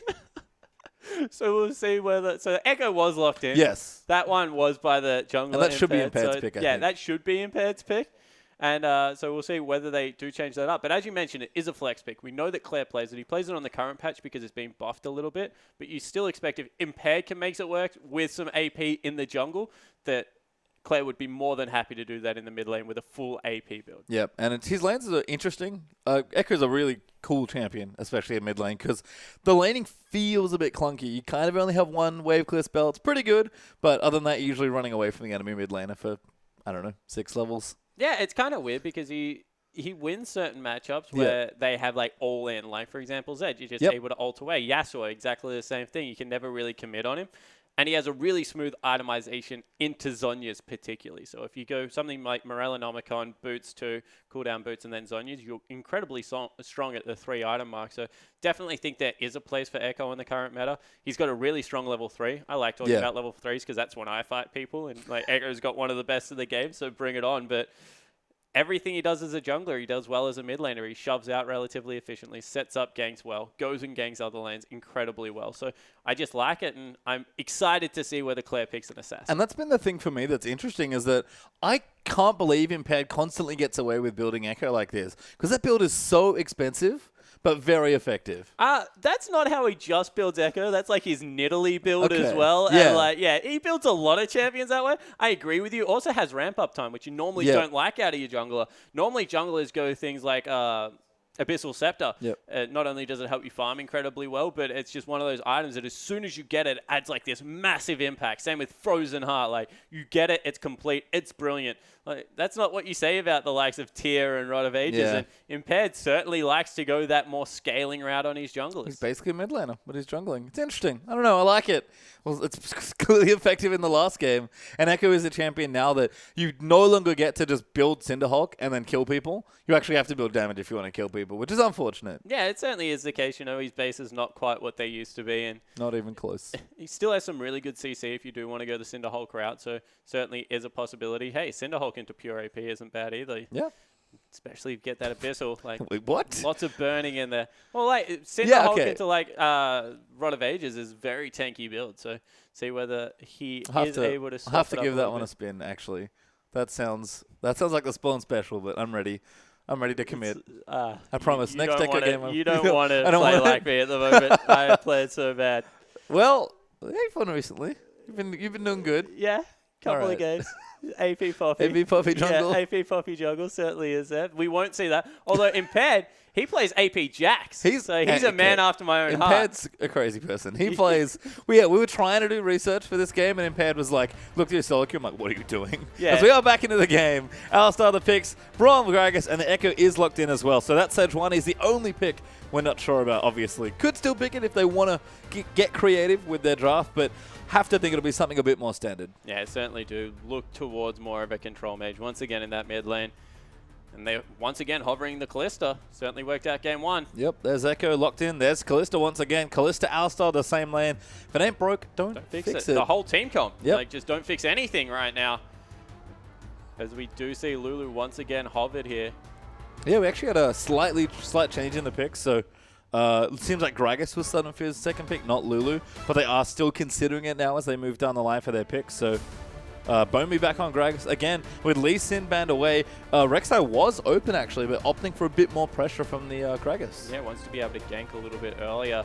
Of course, the W hasn't been hit yet, so still a very good W max build out there if you do want to fight at the start of the game, and we'll see what Sudden Fear want to take, whether it is something like the Tristana Lulu to boost that mid-late game power. Well, like you mentioned, decent matchup into Kalista as well. So options here for Kuno, certainly, whose Jinx was looking like it could take over game one, but just couldn't quite get there with all the aggression from Pac-Man, Victor, and Echo out of Impaired from the jungle. Might be sticking to Jinx, so does lock it in, and there is the Lulu. So similar sort of idea. Hyper carry plus Lulu. Make sure you protect that carry and get them really big. That's exactly the same idea. You know, I call Jinx jokingly all the time like good Tristana. She just does a very similar thing to Tristana, but has the ability to have the AoE crits at the later stage of the game. Maybe doesn't take turrets quite as good, doesn't get over walls quite like Tristana does, but still able to get a lot of good things done. And we'll see whether Pac-Man one more time wants to go towards a big tanky top laner like the Olaf to try and chase her down. And the nice thing as well, Lulu is a flex pick. I have to think both Mistfish and Christmas Trees have experience on the champion. So Pac-Man's kind of lost here as far as what exactly the matchup's going to be. So he's going to have to pick something relatively blind. In fact, both the solo lanes here for Legacy Genesis are. So smart drafting on the Sudden Fear red side here. But they are just going to lock a few things down. Kind of see Regalia going through some fun ones here in this particular game, but might just lock these two in. This would be a great way to round up this comp, and we talked about it not changing until now, but there's Shen and Yasuo as their last two picks. Yeah, so we do get the wish of Claire being on an assassin, Yasuo in the mid lane. You know, Choo Choo's, he plays it very well. He's on the, I guess, the normal Legacy lineup, not the Genesis one, and see whether Claire has taken any tricks away from the mid laner, because Choo Choo's Yasuo is really good. It's excellent, yeah, and I think it's going to be cool to watch these two players, or if you watch them back to back, how differently they play their champions. Claire is just more through and through an aggressive player, yeah. exactly. So, and it's great against Jinx, especially if you're looking to line up a hyper carry and take over a game with one or two threats. Yasuo is excellent at shutting down an AD carry. Yeah, even more importantly right now is the fact that they can just split push all game, and there's not really anyone that can go up against Yasuo.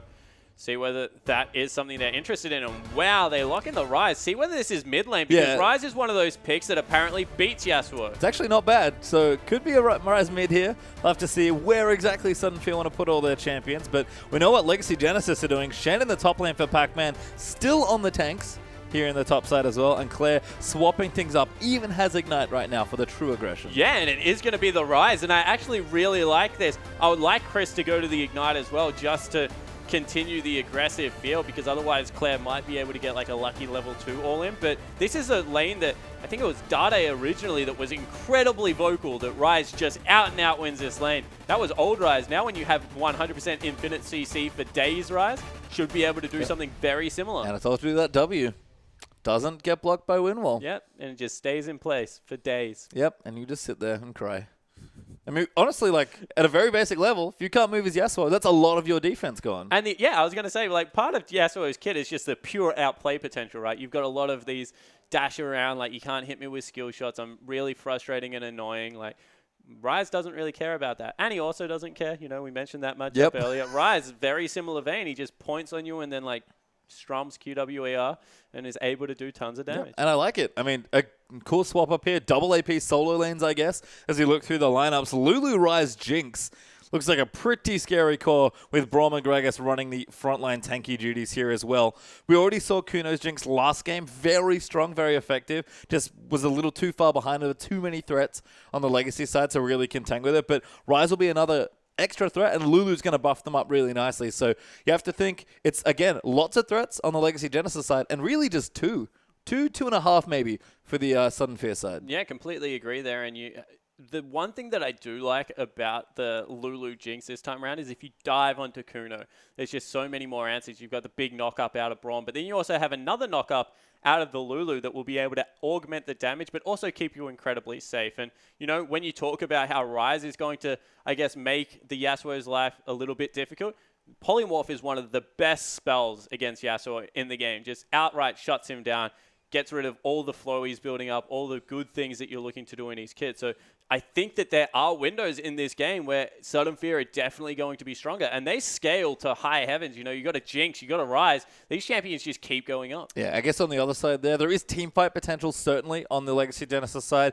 You just look at the setup. They've gotten Echo, Alistar, Kalista, and Yasuo. There's plenty of setup. Even Shen. Yeah, especially Shen running in. But you said it already. Split push is also a great win condition as well. Yeah, it certainly is. But one thing you have to look at is when you mention all those things in the team comp, they don't have any wave clear. Like, their wave clear defensively underneath turrets is effectively zero. And when you add a Jinx into these situations, they need to get ahead and then stay ahead, Legacy, and run over this game, get those team fights you're talking about. Because if Sudden Fear ever force them back underneath their turrets, they're done. Like, there is no way they stall out a game against the comp. Unfortunately, wind wall every 25 seconds isn't really enough to stop the siege from Jinx. So I agree. It's going to be a tricky game for both teams to navigate here. Very intricate, really cool team comps actually from both sides. So I like the drafting that both teams have done. It's nice to see kind of the same core from Legacy Genesis, but then a couple of adjustments to make a new comp, and then Sudden Fear, same sort of deal. Stick Kuno back on the Jinx, but build a different comp around it. Both teams adjusting already just in Game 2 of the series. Yeah, completely agree with that. You look at how Sudden Fear have gone, and they think that they need a little bit more safety for their AD carry.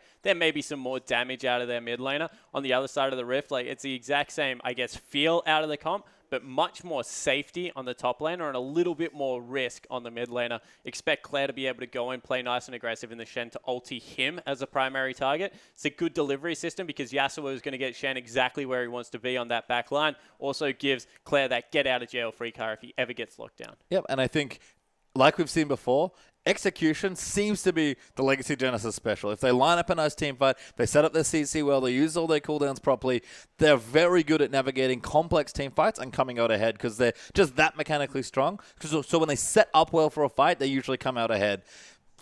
Same problem though still. Sudden Fear are a team that not afraid to fight you, and this is a very high execution comp from Legacy Genesis. Yeah, I actually think that this is one of the comps that if you lane swap on and elongate the laning phase, you can deny Shen a lot more farm than what you can deny the Lulu. So I'm expecting Sudden Fear to once again go into a lane swap situation. The kicker this time is that if Bomi gets ahead, he needs to keep picking on Impaired. He let Impaired just run around the map and farm up, got a Rod of Ages up to maximum stacks and didn't really go back into his jungle. If you get his flash, if you get First Blood, you need to just continue to run into his jungle and make his life hell. I feel like in general, actually, that started so well. They had the push, and then the rest of the plan just kind of wasn't there for Sudden Fear. Yeah, it was one of those times where they kind of got everything they hoped and dreamed for and then went back into standard lanes, and Bomi didn't want to gank because he didn't have the flash available. Pac-Man was overextended for so long in the top lane. Mizfish had an extra item on him, and they just never went up there and layered the CC. You feel that they could have picked on the Gragas very well. Well, yeah. Olaf, not Gragas. Olaf, yep. Olaf that time. Shen this time around. We're going to get ourselves onto the rift for game number 2. Legacy Genesis moving up nice and aggressively. All 5 people together. They're going to move in through the top lane and look for some sort of deep vision. This is a chief special when you run a Shen. Go up onto the top thing, ward over the brush, and then get the Shen to blind taunt over that little corner. Well, they are going to line it up. Mizfish, so he's going to spot them. Ward not coming out. The flush burnt, though. Head does use the W, chases Lulu out of the way. But Legacy are really just looking for wards, but do not get that kill. So no blind taunt out of Pac-Man. Generally, that's what he's taken it and everything. You can make it over that wall, the reason I say it, and clip the middle of the brush with the taunt. And it nearly always guarantees you first blood because that's where top laners walk 10 out of 10 times. But don't pull the trigger. They do get a flash, so definitely a good news story there. You can see the response also from Sudden Fear. Going to move down to the bottom side of the map and ward out. A very nice deep lane ward there. So spotting for lane vision this time. A Legacy Genesis maybe didn't like the lane swap that they ended up in, or might be looking for one themselves. Minions have spawned, though they'll still move out together. No one committing to lanes just yet, but I believe Kuno is about to be spotted. Oh, he actually might be past that ward. Yeah, gets around. Nice, he stayed in the base. So it will be, once again, lane swap successfully secured for Sudden Fear. Even Sugoi going very far around. Yeah, he had to walk the long way back because he was there with his team. He's going to come all the way around. Legacy Genesis are going to know too late here. Bomi, once again, is starting on the weak side of his jungle. Like, this is just... It's slightly strange. Both junglers actually start on the weak side of their jungle, especially with Braum and Alistair, who mess up jungle is so bad at this point in the game. They do start on the buffs, which is a good adaptation. But once again, a little bit of an unnecessary risk. Well, I wonder just how risky it's going to end up being, as Claire's already there. Going to get straight in and aggressive under Christmas Trees at level 1, trying to abuse the early power Yasuo is going to have in this lane. Because like we've said, Christmas Trees can look to take over this lane once he gets the levels going. Yeah, he certainly can. Also has a teleport, so as soon as he pushes out and gets the tier, although if he misses any more CS, it's probably going to be a harder job. He should be able to reset the lane, get some consumables, and then come back and fight Claire. So I don't know whether Claire necessarily wants to go super aggressive now, especially with the Dorian's Blade start. Unless he can kill him, Chris will come out ahead of these trades. See Claire now moving back, going to try and poke him out with tornadoes as well, but he's going to struggle in the matchup. And Christmas Tree should have a relatively fun time here as we check in with the other lanes. Braum is actually down the bottom lane for Sudden Fear, so Sugoi joining Mistfish for a duo lane here. Yeah, and this is what we said, you know, should be able to get more CS onto a ranged support like the Lulu Braum lane than what you should be able to onto a Shen up against the Jinx. So big pressure right now to be able to pressure him off. Oh, Winlaw does go down, doesn't want to take any extra damage, but first snare does land there.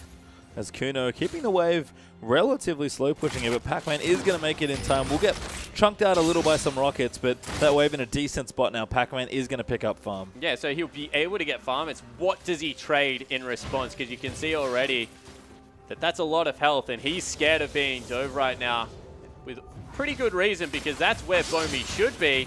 He's stuck farming out the rest of his jungle, but as you can see, Pac-Man starting to get chunked out. I think he had a ward from that first back after potting in the top lane, so does put it down to potentially look for the tower dive. They can see Braum bottom lane though, so that's not a possibility. Pac-Man, in fact, is going to look for a taunt. Does get it, but is out of range. Nice switch to rocket form there from Kuno. It's the little things that are counting as Bomi is now finally in the top lane. And look at this. Chris is actually freezing out the melee mid laner as well. See whether he's able to continue holding the wave where it is, because Claire went back just to grab a second Dorian's Blade. Oh, we said he's aggressive. That's a big money investment. It certainly is, but the lane's not looking good as Impaired does go in onto Kuno. Slaps him there with the W as well. Gonna chase in. Does he find the stun or force the flash instead? Really nice pressure there from Echo. Yeah, and that's where the Gragas should have been. You could see a Pink Bomi popped his head up into that top lane, but didn't really stick around. If you AD carry is going to do the right thing, you can see that he's been able to keep up in CS and deny an extra 10 away from the Shen. You need to be able to, I guess, help him out there, Bomi, and didn't really do that in the end. So Kuno had to burn the flash. You can see Claire there as well. Knows the lane's frozen, so he's just going to start jungling, which is a little sad for Impaired, but I'm sure he'll be just fine with it. Does take the wolf camp away as Impaired's going to wander over to his red side jungle. And Bomi's got the Scuttle Crab. There's not much left to take, actually, for Echo. And Claire is really struggling as the lane's finally starting to unstick itself in the mid lane. Yeah, so the wave's pushing back. The last thing you want to happen, though, is for a gank or something to come through and really muck up Claire's day. So you can see how safe they are playing it, even with it pushing back, not wanting to walk up and get any farm just yet. Let's take a bit here, but Christmas Trees can get aggressive. He's got his tier. He's used his teleport. Who's going to be stacking that up nice and quickly. Passive does pop. Claire will eat a Q.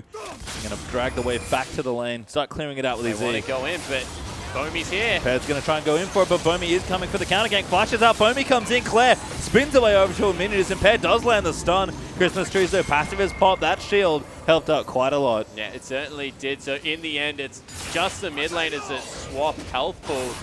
Wow, nice dodge there from Chris to get out of the way of that tornado.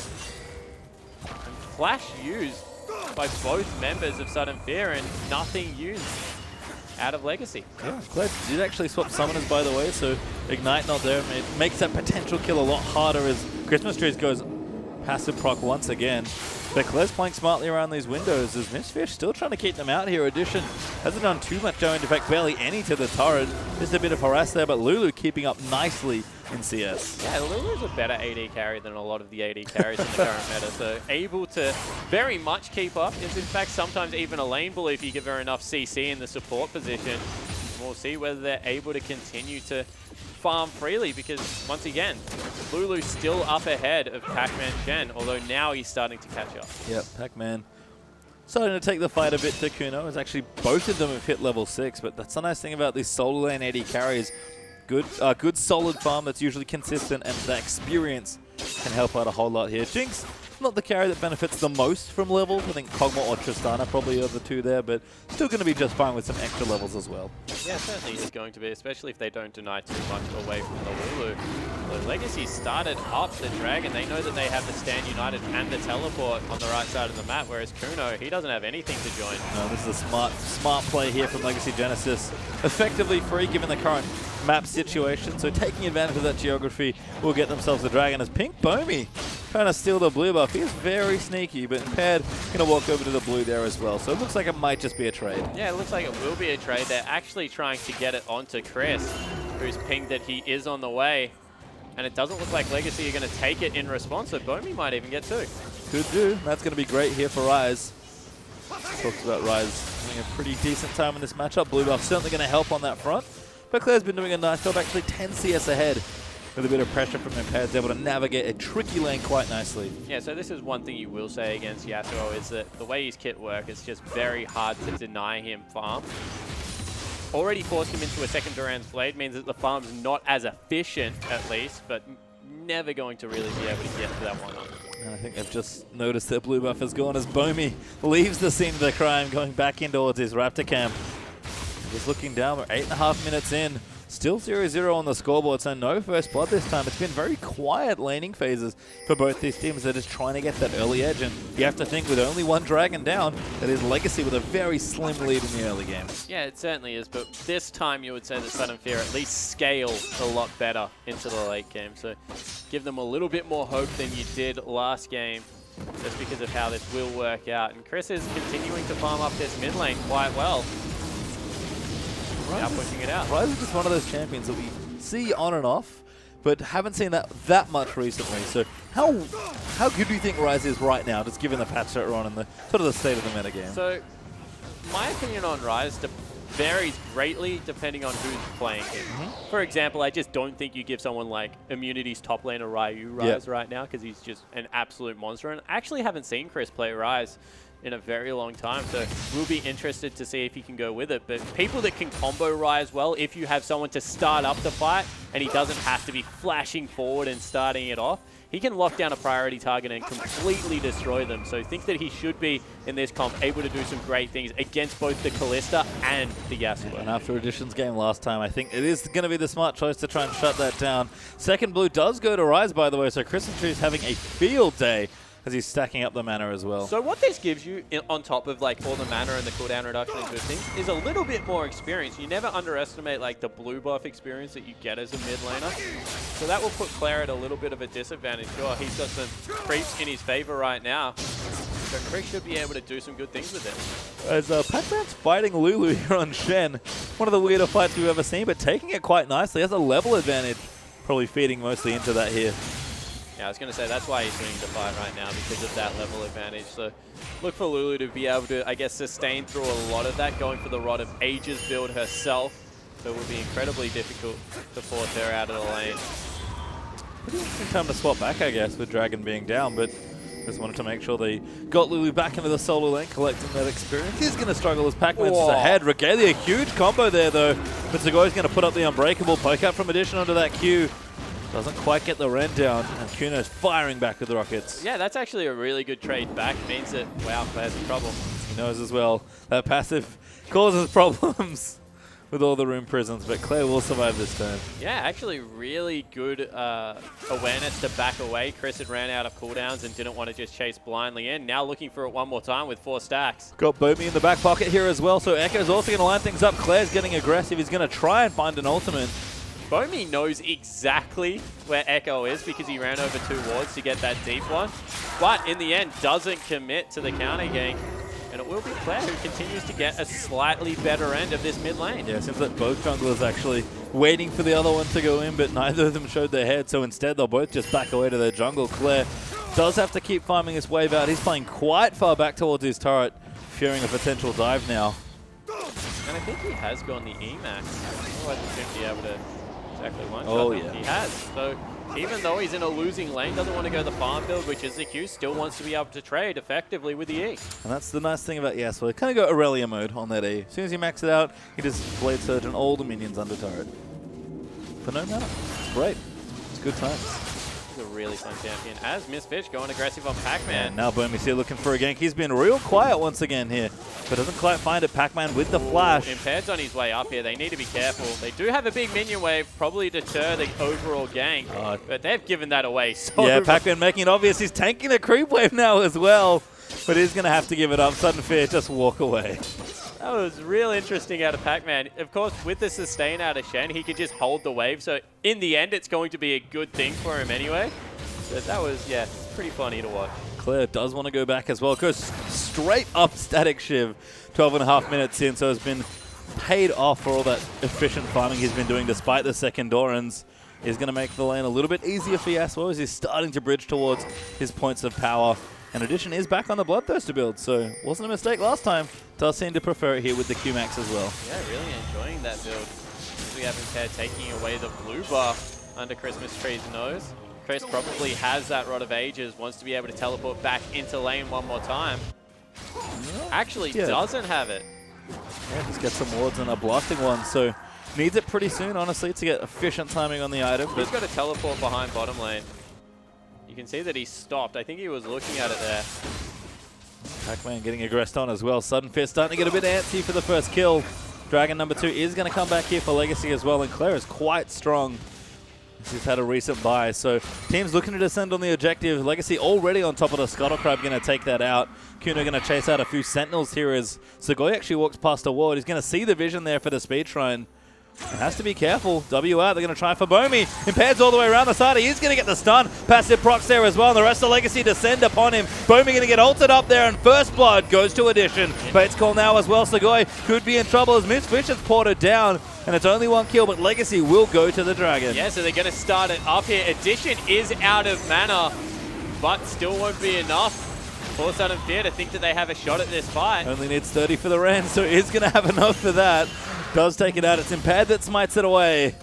And they will take their second Dragon as well. Yeah, so able to grab Dragon number 2. As you said, very good little skirmish there out of Legacy. And as we said, when Legacy Genesis is set up for a skirmish, they look very impressive. It's when the game kind of dissolves that Sudden Fear get the better of it. And that hasn't been the case so far this game. They do the safe thing here as well. Back away after the Dragon. Back to their lanes.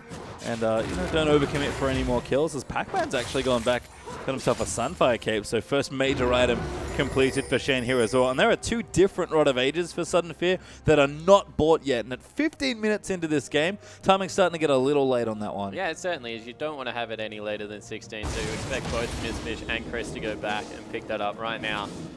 Because you're right, otherwise it's getting into the very big danger zone for that item timing. Misfish has a huge creep wave. Doesn't look like going to be able to get back to get that one bought. I mean, part of the problem is Pac-Man taunting in. Misfish going to get aggressed on. Shen is just so relentless in how he attacks you in lane.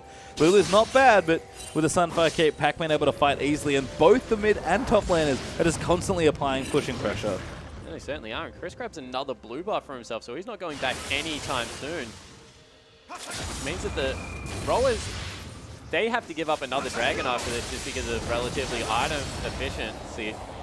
Okay, good win, Will. Have to do it early. Don't want to eat all the Qs. As he's actually looking to go back, I believe, as well. Player will complete that back.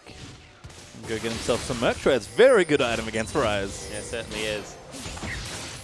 And it's just getting to the point of the game now where you feel that Sudden Fear kind of missed their first window and now just have to wait for the huge scaling advantage that will come out. And with how this Echo is normally built, with what we've seen out of additions, Kalista once already today, that's going to be a difficult ask. And Impaired probably on his roller soon as well. Kind of expected to be a bit later because he is a jungler, of course. But if he buys his first Rotavator before Mistfish or Christmas Tree buys theirs, that's actually a big timing win for Impaired as well. Man, look how far back Mistfish is right now. Has completely backed out of top lane. Moving mid.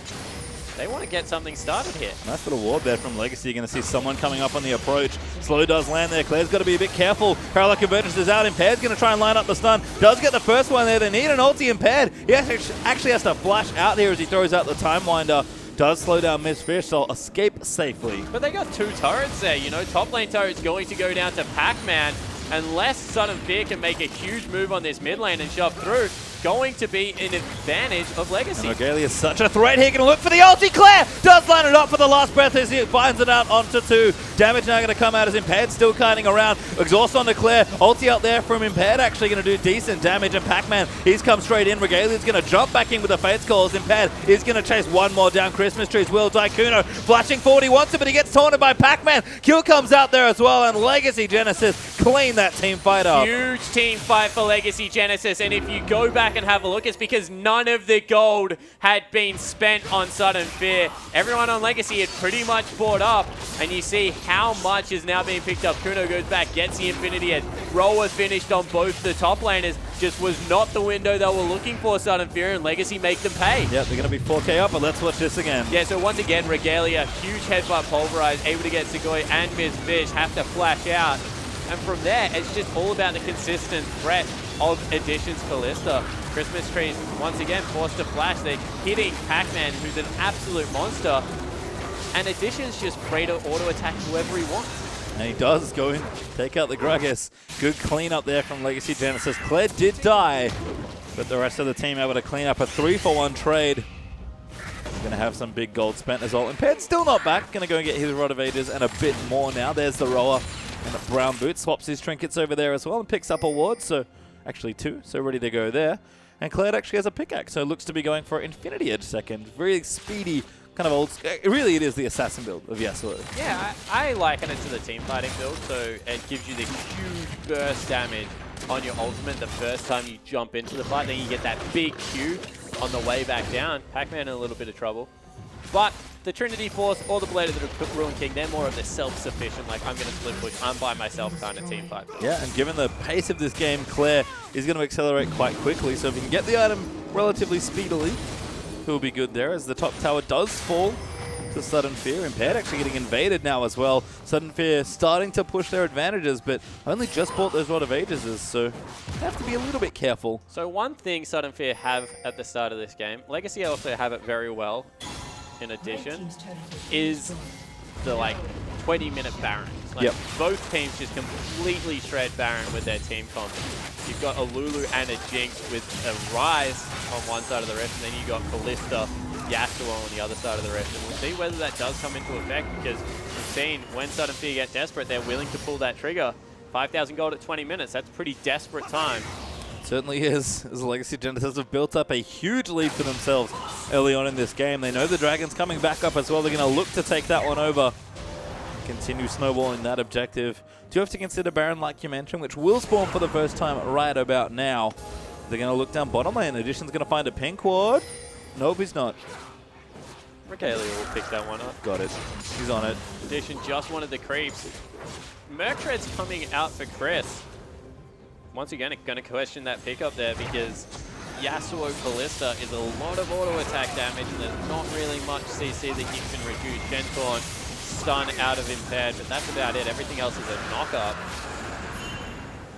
And Banner of Command going to be built up on Shen against this double AP comp. And I like it. He knows he's going to be split pushing. Why not take the banner for even more threat? Red buff will go to Kuno. I know another Legacy top laner used to do this. Is his name Minky Well? Minky Well? Yes. That was into Rise. Yep. So yeah, I can see that working. I like it, certainly. Pac-Man taking the hot tips. Big brother top laner Minky Well. Claire's still pushing in. He's just getting more and more farm addition. Also starting to line things up on the bottom lane. Legacy just looking to set up and close the trap. We talked about the split push potential. You can see a little bit of that in action now. Yeah, and as we mentioned, they have to get ahead and stay ahead. They've got ahead in the earlier part of this game. Pressure's on for them to be able to keep that. They've got kind of the sixth man, if they want, in that Banner of Command and up minion whenever they upgrade the Aegis available on Pac-Man right now. We'll see whether they're able to use that to pull sudden fear around the map, because right now, 5v5 team fight, sure, will go Legacy's favor, but Sudden Fear can just do this and stall out all three lanes, and there's not really much siege potential to come out. We'll have to see if Legacy can actually do something with all their pushing, if that's the route they do take. Hurricane, though, completed for addition. The Banner of Command is now done for Pac-Man, as Infinity Edge is on the way. Close for Claire, but not quite there just yet, as he's gone back and picked himself up a BF sword. So all the tools now in place for Legacy to do whatever they want. Push, teamfight, or look around the Baron. They've got so many options, so it's just a matter of which one do they want to pick and how do they want to attack the rest of this game.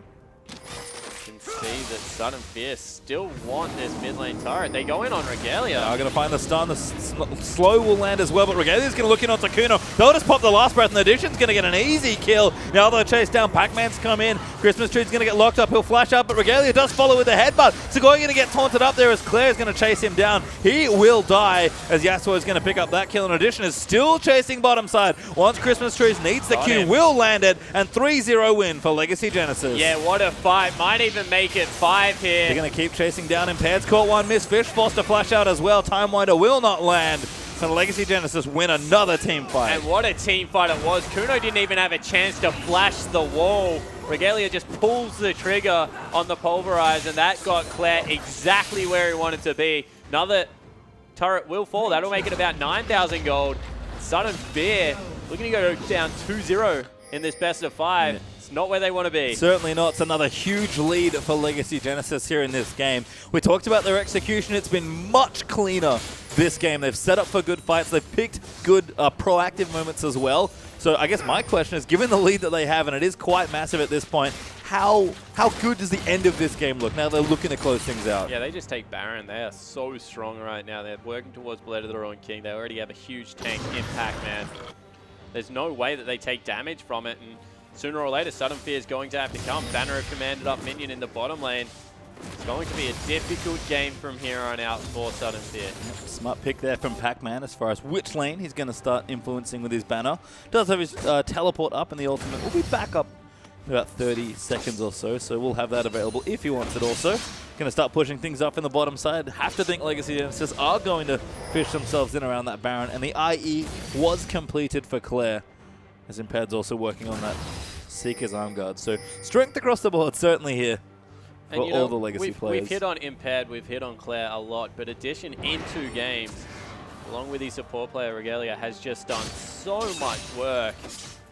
Miss Fish now with a Banner of Commanded up minion is not going to be able to join the fight in any time soon, which means that one of those keys to victory is not there.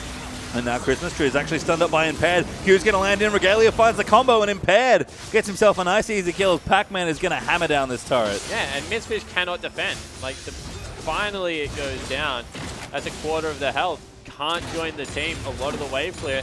And as we said, they can just start up Baron whenever they want. And he thought that minion was a problem for Lulu before. The Baron up version is even better, as they have started Baron. Yeah, and this is the thing that we said that Sudden Fear had fantastic Baron control. Legacy also have it with the Yasuo and with the Callista. You cannot steal once it's began. Oh, he's going to try Bomi, though. Will not get it. The ulti's going to land in onto Gragas now as he's forced to flush the wall. The teleport does come down. Huge knock up there. Massive secondary knock up there as well. And now Pac-Man's lining it up as Impaired's going to jump in onto Kuno, who will flash away. Segoy now the next target. He's completely caught out of position. Will get taunted and killed by Addition. And maybe the person you expected to want a team fight the most, Claire, wanted nothing to do with that. Didn't flash the wall, walked mid lane. He wants the turrets. Eye on the prize right now. Yeah, wants to close out the game. Fishes for the tornado, doesn't get it onto Christmas Trees. And Legacy are going to push out that top side. Claire going to move himself back to the jungle, actually, so continuing to farm himself up. And 35 seconds of the Dragons up. Legacy nowhere to look next. Yeah, exactly right. Probably don't even need to go for it. It's number 4. They will take it off the map, but right now they're just in such a position of power. You know, we spoke about Claire earlier, probably the longest standing professional player on the team. Saw his old team qualify last night. He would definitely want a piece of that. Looking good as this series progresses. In addition, once again, 4 massive items on the Callista. It's his time to shine right now. He's looking very impressive. In addition, yeah, I agree. It's actually an excellent series of games here. The little core here of Echo, Alistar, Callista has been serving Legacy Genesis exceptionally well in these last 2 games. And when you're getting beaten by 3 players, pick ban phase doesn't even really help you anymore. It's just right now that Legacy Genesis looking like the more polished team, and very surprised to say that about the Challenger lineup, but bodes good things for the OPL. And Sudden Fear definitely not still out of it. They've got another couple of games at least to try and pull it back together, but right now looking very difficult. It is looking tricky here in this game, but I am going to echo what you said there. Much more polished, even just compared to the first game, which was very chaotic in places. They seem to have tightened up, really executing well in this end game here as also. And look at Pac-Man, back with that minion. Miss Fish is having a horrible time. Yeah, it certainly is, and they're on the bottom lane turret. That's going down. Ped's just slapping this out. Regalia's going to go in for it. Claire doesn't quite get in for the ulti, but they are going to line it up. Huge double there on Akuno on Christmas trees, and they'll just tear through the Jinx. Now Knockup's going to keep landing in. They'll go through here. A double kill for Yasuo is cleaning house, and a clean ace gets finished for Genesis. I was going to say scumbag Callista, but then she takes another 2 on top of it. Addition 8-0-4. What a game. And Legacy Genesis make it 2-0. They are streaming down through these Nexus turrets now. They'll smash this Nexus and get themselves 1 game away from putting themselves into the OPL. And what a game 2 that was. Game 1 was already impressive, but a very clean win in game 2. And we said that they were nervous coming into this. You could tell game 1 that that was kind of the case. Game 2, they look like they're just playing class League of Legends. And you know, every single member rising to the occasion right now for Legacy Genesis, and Sudden Fear look like they're very much reeling. And it's difficult to say what exactly you take away. Is it Impaired that you target? Is the Callista? Yeah. Even Alistar looked like a threat. You could tell why they first picked it there in the draft as well. Yeah, you certainly can. It synergizes incredibly well. It looks like Kuno doesn't really have a job there to be able to do it with the Jinx, but I think the Callista is the biggest one right now. I think so as well. We'll have to see what changes. Don't go too far away of a quick break, but when we return, we'll see if Legacy Genesis can punch their ticket into the OPL season.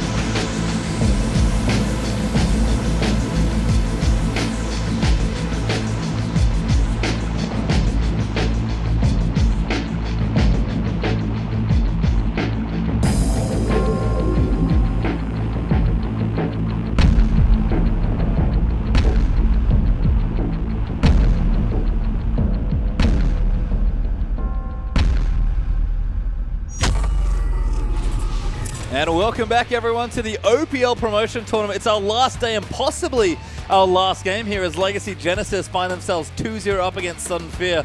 And Spawn, we've had a last-minute change for Sudden Fear. They've got no games left to lose. Nothing. And Chenny Boy is back in the lineup. Yeah, and you have to think that he's probably going to be playing mid lane with Chris swapping back to top lane. That's the way I would expect it to go down anyway. But that's huge news. Chenny, one of the, I guess, older players of the scene. Really got to stop saying legacy. I need a new word. Vintage? Yeah, seasoned? vintage, Experienced? seasoned. Yeah, one of those. Yeah, he's an older player, and see whether he's able to save his team from relegation. And Chenny Boy has a habit of doing this in the OPL. He played on a team for a bit. He subbed for a team a couple times as well. And I felt like every time Chenny Boy played, he actually just played quite well. He's a very solid player, like you said, has a lot of experience in the scene. And I think his mid lane especially, the Orianna, always a pick he's been known for. You have to change something. Sudden Fear going very dramatic on the changing with a whole new player coming in. But something does have to shift here. Yeah, I love Chenny Boy, actually. He's one of my favorite players to watch. He's Galio versus Cassiopeia appearance with him versus Heavens was one of my favorite matchups of all time. But, yeah, he definitely needs to be able to pull out something right now. So, definitely think it will be the Orianna. Chenny's always been a great Orianna player, and if you get Chris on something aggressive, he was a huge top laner, Chris. The likes of Hecarim, even the likes of Fizz on this patch. With an Orianna, certainly good things can happen. Yeah, it's been a while since we've seen both these players play, and they will be swapping roles like you thought. So it is good to see Chris back. I was actually surprised when he swapped roles because I just felt like he was such a solid top laner. I was outright I was shocked is the way I will put it. He's definitely a very strong top laner. I think that actually he's probably top 5 in the scene right now. So looking forward to seeing what he can do in the top lane role. Had a fairly good game on Rise that time around, but especially because Pac-Man's a tank player, I just want to see whether Chris is able to take it to him. Yeah, and I guess we'll find out relatively soon as we will get into the draft sooner rather than later. Players filing back in. And Legacy Genesis, we talked about nerves in Game 1. Certainly could see it was affecting them a bit in game as far as their play was concerned. Game 2 comes along much cleaner, much more efficient. Close that game out in under 30 minutes. And then I guess now we move into the next arc, possibly the last game here. And the last little piece is that, all right, don't get cocky. They're young players. They're very talented, but they could potentially let themselves get the better of themselves and find themselves losing. 100% agreed. First step is draft well. They've drafted well twice. Second draft was risky, but they were able to make it work through some good early team fights. So once again, pick a comp that team fights well together. See if you can, once again, secure Kalista because they're doing a very good job around the neutral objectives. Not the turrets, but the dragons and the likes of the barons, and certainly seems to be where they are excelling. So definitely agree with you. There is always that risk with a new lineup that something will go wrong. But when you look at Sudden Fear, they're pretty much a new lineup now as well. Kuno Sugoi, they haven't seen much play. Chenny Boy back into the lineup. Chris back top. They would not have practiced this that many times, and it will be the last roll of the dice right now. And I'm interested to see how it goes because talking about two players that have a lot of history is Chenny Boy versus Claire. Yep. That's been one in the making for a very long time. Certainly has. They would have played each other a whole lot back in the day, and are finally here on what could be Sudden Fear's last game. We'll see what happens when they take to the Rift once again. Kalista finally banned away, so that's going to be taken off Edition, which is a strong adaptation. Maybe and a Nidalee ban from Legacy Genesis. Yeah, because Chenny. Yeah. There's no way you give it to him. He's a really good Nidalee player. I wonder if that was Chenny Boy's condition. I will come into this game, but you are banning Kalista. Yep. I don't want it in my life. Get it away from me. Possibly. I mean, hard to say again exactly how much shifts, but a change nonetheless here as Elise is going to stay the consistent ban here. Yeah, so that's just, another strong ban. Don't want to give Impaired something that's even more aggressive with an AP build.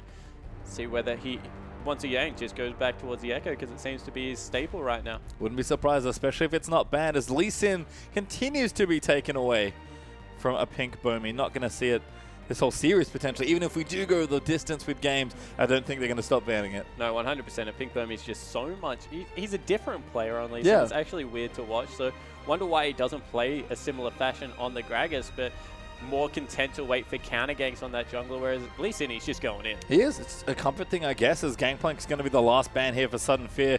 And that does leave Legacy Genesis with some choices. Do they, what power pick do they ban away? Are they going to get specific with a target ban as well? And Twisted Fate's potentially open here as well. I assume Chenny has experience on the champion, if I recall correctly, but they might be thinking, hey, we can get Twisted Fate finally for Claire because it hasn't been banned this time. Yeah, potentially. And Chenny Boy's also a Yasuo player, so maybe they're baiting the Twisted Fate pick here.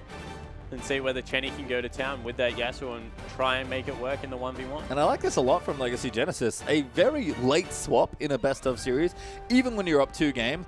And they're actually just banning Chenny. Like, all right, we know this player. We've done our research. We knew who your subs were. We're going to take away the Ahri still. Yeah, well, the other thing is they've proven that they can beat the rest of what Sudden Fear are going to throw at them. So just ban away the new addition to it. So definitely think that is a worthwhile strategy here. As Chris is like, I'm not mid, and I finally have a chance to play Azir. And it might just be Chenny's champion here. 25 seconds left or so, and that will at least hover it. But we've seen a lot of brawn. We've seen supports honestly get a lot of respect in these drafts, and it is first pick Alistar. Yeah, so you said the support's getting a lot of respect. They pick it away from Regalia. 2 games on Alistar, 2 wins so far. Finally, Sugoi away from the Braum pickup. We'll see whether he's able to make the change-up work. And Alistar, been a strong pick, does combo well with the Yasuo, like you mentioned. So options are plenty for Sudden Fear. Could be taking some of what Legacy did in the last game. Here are SF as they're going to consider their next 2 picks, or their first 2 picks more accurately. And Addition also has to change champions. I love when teams do this. Just take things away from the other team, because you don't learn very much if you just let them play the same champions over and over. Yeah, 100%. The other thing about Legacy is they have a very close scrim schedule from what we have heard. They scrim the same 3 teams, so Sudden Fear probably haven't heard anything about them, so they only know what they've played this set. So if right now Kalista is a problem, take it away. Make them at least beat you with something else. Yeah, I mean, it's kind of like Claire does this as well on the opposite, where he just plays different champions because he just wants to be able to like branch out more and beat you on other things. He doesn't like playing the same champion over and over again, as it is going to be Tristana, Gregor. So already quite a few changes here. Yeah, 100%. Impaired no longer on that Echo jungle, a little bit more of the beefy frontliner for his team. And Tristana is something that we've talking about at great length, but for Kuno, this time Addition going to be picking up. And once again, great neutral objective control. This time, good turret pushing as well to be able to match that Jinx if that is what they go with. And it's going to be a different kind of game. It is, and that's a lovely hover, at least, from Pink Bomi. He is the Rengar Lee Sin man. We talked about his aggression. Gragas not really a champion that enables that much aggression, but Rengar certainly is if he wants to take it here. And given that they've only got 1 potential game left, and they do have to win out from here, going to Comfort seems like a strong choice here. Even Rek'Sai would be a solid pick. Yeah, it certainly would be. As we mentioned, he was very Lee Sin Rek'Sai heavy in the OPL, so definitely agree with that one. I would have liked to see the Rengar just because, especially if they're going to play Orianna, there's just so much combo there. And wow, they go with Sivir. Now I really want to see the Rengar. Yeah, Sivir Rek'Sai. All of a sudden setting things up here. Going to be a different AD carry here for Kuno into the Tristana as well, as Claire once again has to hover the Sejuani. It already went wrong once, It cursed him last time.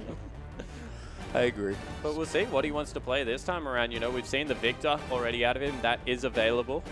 See whether that is something that he wants to go back to. Azir is available as well. Jace also up. I think it'll be last pick mid lane. That's my rough guess. I think Pac-Man, as the tank player, we've seen the Olaf. It's up if they want it. He's played Shen as well as the other tanks. So whatever they've got in mind, I think Pac-Man's pick probably slot more into that, but he's got a few more options maybe, whereas Claire's a player that, especially with a new mid laner, does like to mix things up. That being said, might just take the strong pick. Yeah, so what I was going to say actually is that Chris is just so aggressive in the top lane that I expect them to leave top lane as the last pick. It's actually smart. And just take a safe mage in the mid lane because we know Claire plays them well, and that's exactly what they've gone for here. Yep, takes the Azir away from Chenny as well. Did see it as a first hover for Sudden Fear, so it was a potential pick there. Braum also picked up. They'll swap supports over, as R-Star Braum seem to be the top tier supports on this patch, which I think I'd have to agree with. And now Sudden Fear, what do they want to do with Sugoi? That's old Having some Mordekaiser. fun. Yeah, that's not going to be locked in. He's bad on this patch. Yeah, not good. I don't know if he's good on the other patch, to be honest. Ah, he's It's only in solo queue. That dragon just shouldn't exist, man. Nothing worse than a mid laner than a dragon just rocking up and being like, yo, Taking I the want your stuff, turret. and then it's gone. Talking about old school picks for Chenny Boy, Cassiopeia. He was a Cassiopeia player before we changed it, let alone with all the incredible strength in the current kit.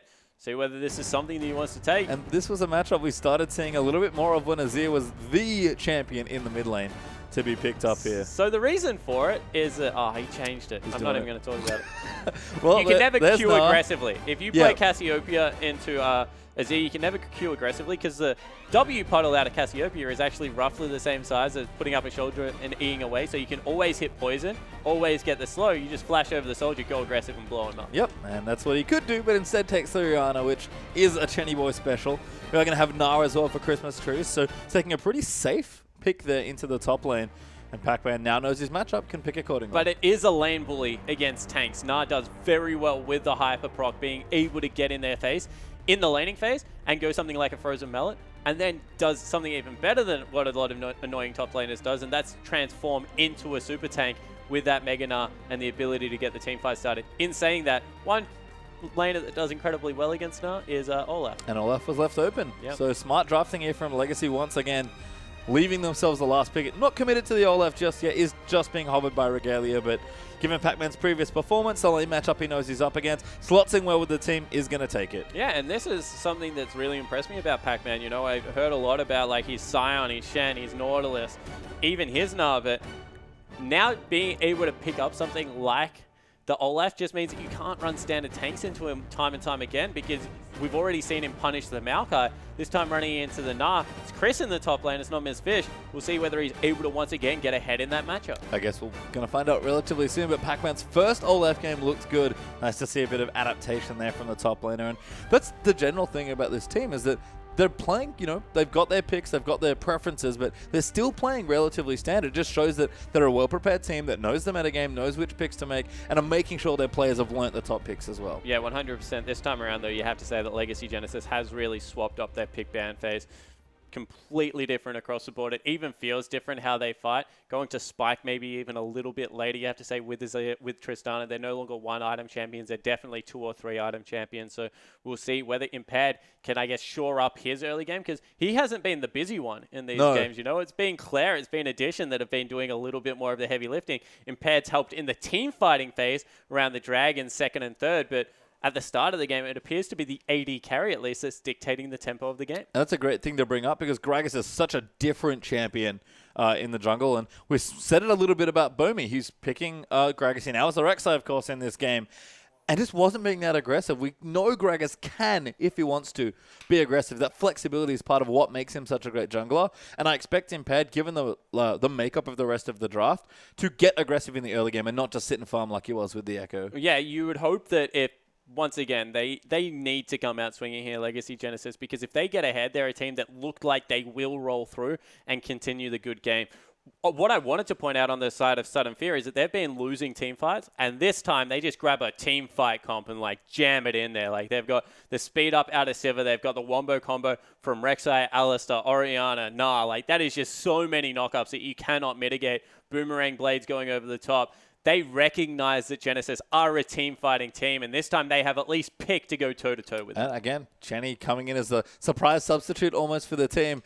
I think if you're going to play a game with Chenny Boy, you can't lose anymore. I think you start off strong. You just pick your strong champion, you pick the Orianna, and you do exactly what you said. Look for team fights. Yeah, and hopefully you can even start bullying out that lane. One thing that you will say about Chenny is that he's always picked things that do well in lane and likes to play up and in your face. So expect Impaired to once again hang around Claire's lane, because that's the way he plays League of Legends, but hopefully this time Chenny's able to get something going, because as we said, Sudden Fear, everything on the line right now. It's do or die. Like, this is their shot back into the OPL, and Legacy right now look like they want to steal it. They do, and they're on the verge, certainly, with 2 games up already. I think for me, with junglers, I expect Bomi to play very differently this game. I hope he plays differently, right? He's made a name for himself in the OPL as this aggressive Lee Sin, going to be in your face, live more in your jungler and in your lanes than I actually am in mine. And he's gone very farm heavy this whole set. So maybe it's the change up in the roster, and this is where they've found success. We've seen this happen internationally, even with a couple of junglers that they like to farm at the moment. But I definitely think that he just needs to go warrior and start trying to punch people. Yep. I mean, even if you go Cinderhawk, just get aggressive, get the ganks going. Rek'Sai, like Gragas, has early flexibility to do so. So, Bomi, just go full Bomi this game. Do you? Yeah, 100%. And, you know, it starts with, like, itemization and where he wants to go in the game, but he's had great vision control. That's actually one thing that has impressed me, is Bomi wasn't really known for his vision control in the OPL, and especially game 1 and the start of game 2, he lit the map up with wards. It's just they haven't been able to translate that into anything, and he is their playmaking champion. He gets more first bloods on this team than anyone ever has. Like, he's ridiculous when he is playing well, and it really is the tempo meter for this team, and it hasn't been good today. Not yet, at least. And I guess let's talk vision again, because I agree on one side, Sudden Fear's vision has been great. I think Legacy Genesis, the one thing I can't fault them on has actually been vision control. Yeah, I 100% agree, but I don't know whether they care. Like that's the best way I'm going to put it right now. They just, like, normal teams will be like, we don't have vision over that, we're not going to fight. They just group up as like this big 5-man unit and just walk in. And, you know, vision doesn't mean anything at that stage because you're like, we can see them coming at us and we don't really want to fight them because of it. So we'll see whether they're able to make something else happen this time around Sudden Fear, because their vision has been good, but their execution has been poor. And one thing you will say, if you don't waste 800 gold on a Sightstone as a jungler, you're much stronger than the other jungler. I mean, it's probably a change as well, because Echo, obviously Impaired's build's very farm heavy, so I expect a Sightstone on Gragas. Who knows, really? He could do anything. He's pretty crazy, Impaired.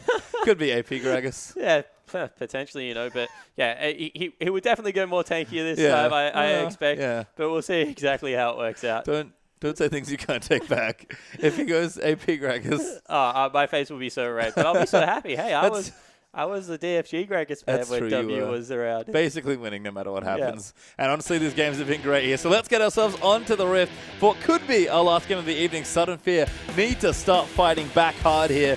And Legacy Genesis only need one more game to push themselves into the OPL. And what a haircut out of Addition to start this one up. I love that Tristana skin. That Tristana skin's pretty great.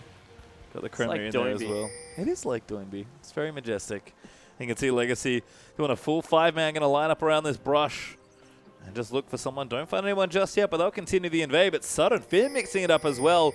No more passive starts for either team. They're also on the rampage as 5, looking for people or possibly just wards. Yeah, trying to get some deep vision in there. That's actually crazy that Bomi didn't start W if they were going to walk that deep, because potentially you can spot someone out with Rek'Sai. Not the case. They're just going to get the deep vision and back away. And I wonder which team, if either, wants to swap here. I think both Sivir and Tristana have their merits in any sort of 2v1 situation. You can see Legacy are actually setting up in the jungle. They're going to hang out for a little bit longer. Yeah, well, Trist is one of the few people that can push Sivir in, mainly because she doesn't use as much mana to do it. She only has to cast one ability, whereas Sivir has to cast both. So we'll see whether Addition wants the 2v2, whether he swaps away, because he should get vision of the Sudden Fear bottom lane first. Well, right now, Addition is on the bottom side, so he's going to help Impaired out on that Gromp. We are going to move Sudden Fear back into the lane. So it looks to be standard right now, but Christmas Tree is actually going to start in the jungle, going to help Pink Bomi just in case of a lane swap. And Segoy and Kuno are going to actually start at the Krugs, and Bomi's going to smite them. So big help there from the Sudden Fear jungler. Yeah, so the reason you actually start with 2 is that you can jungle with 100% health. So you see Impaired, he didn't take any damage, although Addition... Ooh, I like this a lot. Poking his head in. They have a ward down, actually, that they placed earlier. Christmas Trees is very low in the jungle. They aren't going to spot him! Regalia, what a Q! That was just a bad misplay out of Kuno, but great play out of Regalia to be able to secure that one. See Chris tank 100% a red buff. As we mentioned, this is what you like to do. Then you can teleport in with level 2 and a couple of extra potions. But now that the advantage in experience is over to the Legacy Genesis bottom lane, we already said that they should be able to push in. This is bad. Oh, Kuno, that was a good knock up there from Segoy. Because that was going to go from bad to worse if Addition had kept firing away. Yeah, so we'll have to see whether they're able to peg this one back. Potion already burnt on Sudden Fear's bottom lane. As that Winter's Blight just misses, and everywhere else, pretty standard League of Legends. But bottom lane looks to be where the fireworks are going to happen. See a quick checking with the mid lane. Nice and even so far. Expecting pretty early farming between the Azir Orianna. Decent range there. It's going to be nice and mana efficient. Just clear these away. Chenny, we've seen him make big plays before, but again, much more team fight oriented here for Sudden Fear. Certainly, as you can see, Addition unrelenting with the shove. You mentioned how good it can be in the early game.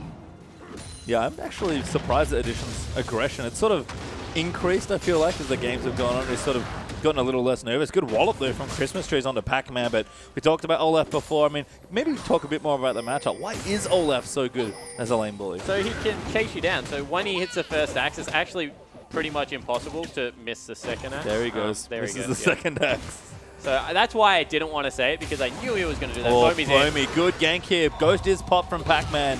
Here comes Impaired. Yep, now the flash ready. Body Slam's going to come out. Does actually tag him without the flash, but no follow-up available for Olaf. Good counter gank, though, just to ensure nothing went wrong. Yeah, so Impaired just has his top laners back there. So the theory behind Olaf is if you hit your first axe, you shouldn't miss any other axe, because it's really hard to do so. Pac-Man proving me completely wrong, but that just means that range means nothing against him. Oh, and Paddy steals the Gromp. Bomi maybe has to be careful. Yeah, he's going to try. Bomi does tunnel out of the way, but Impaired is so much more aggressive. Impaired's 7 CS up. He's just completely dominating Bomi in the jungle. Has had his measure all series long. Now we'll take away the Scuttle Crab. That's a real victor there. 65 gold.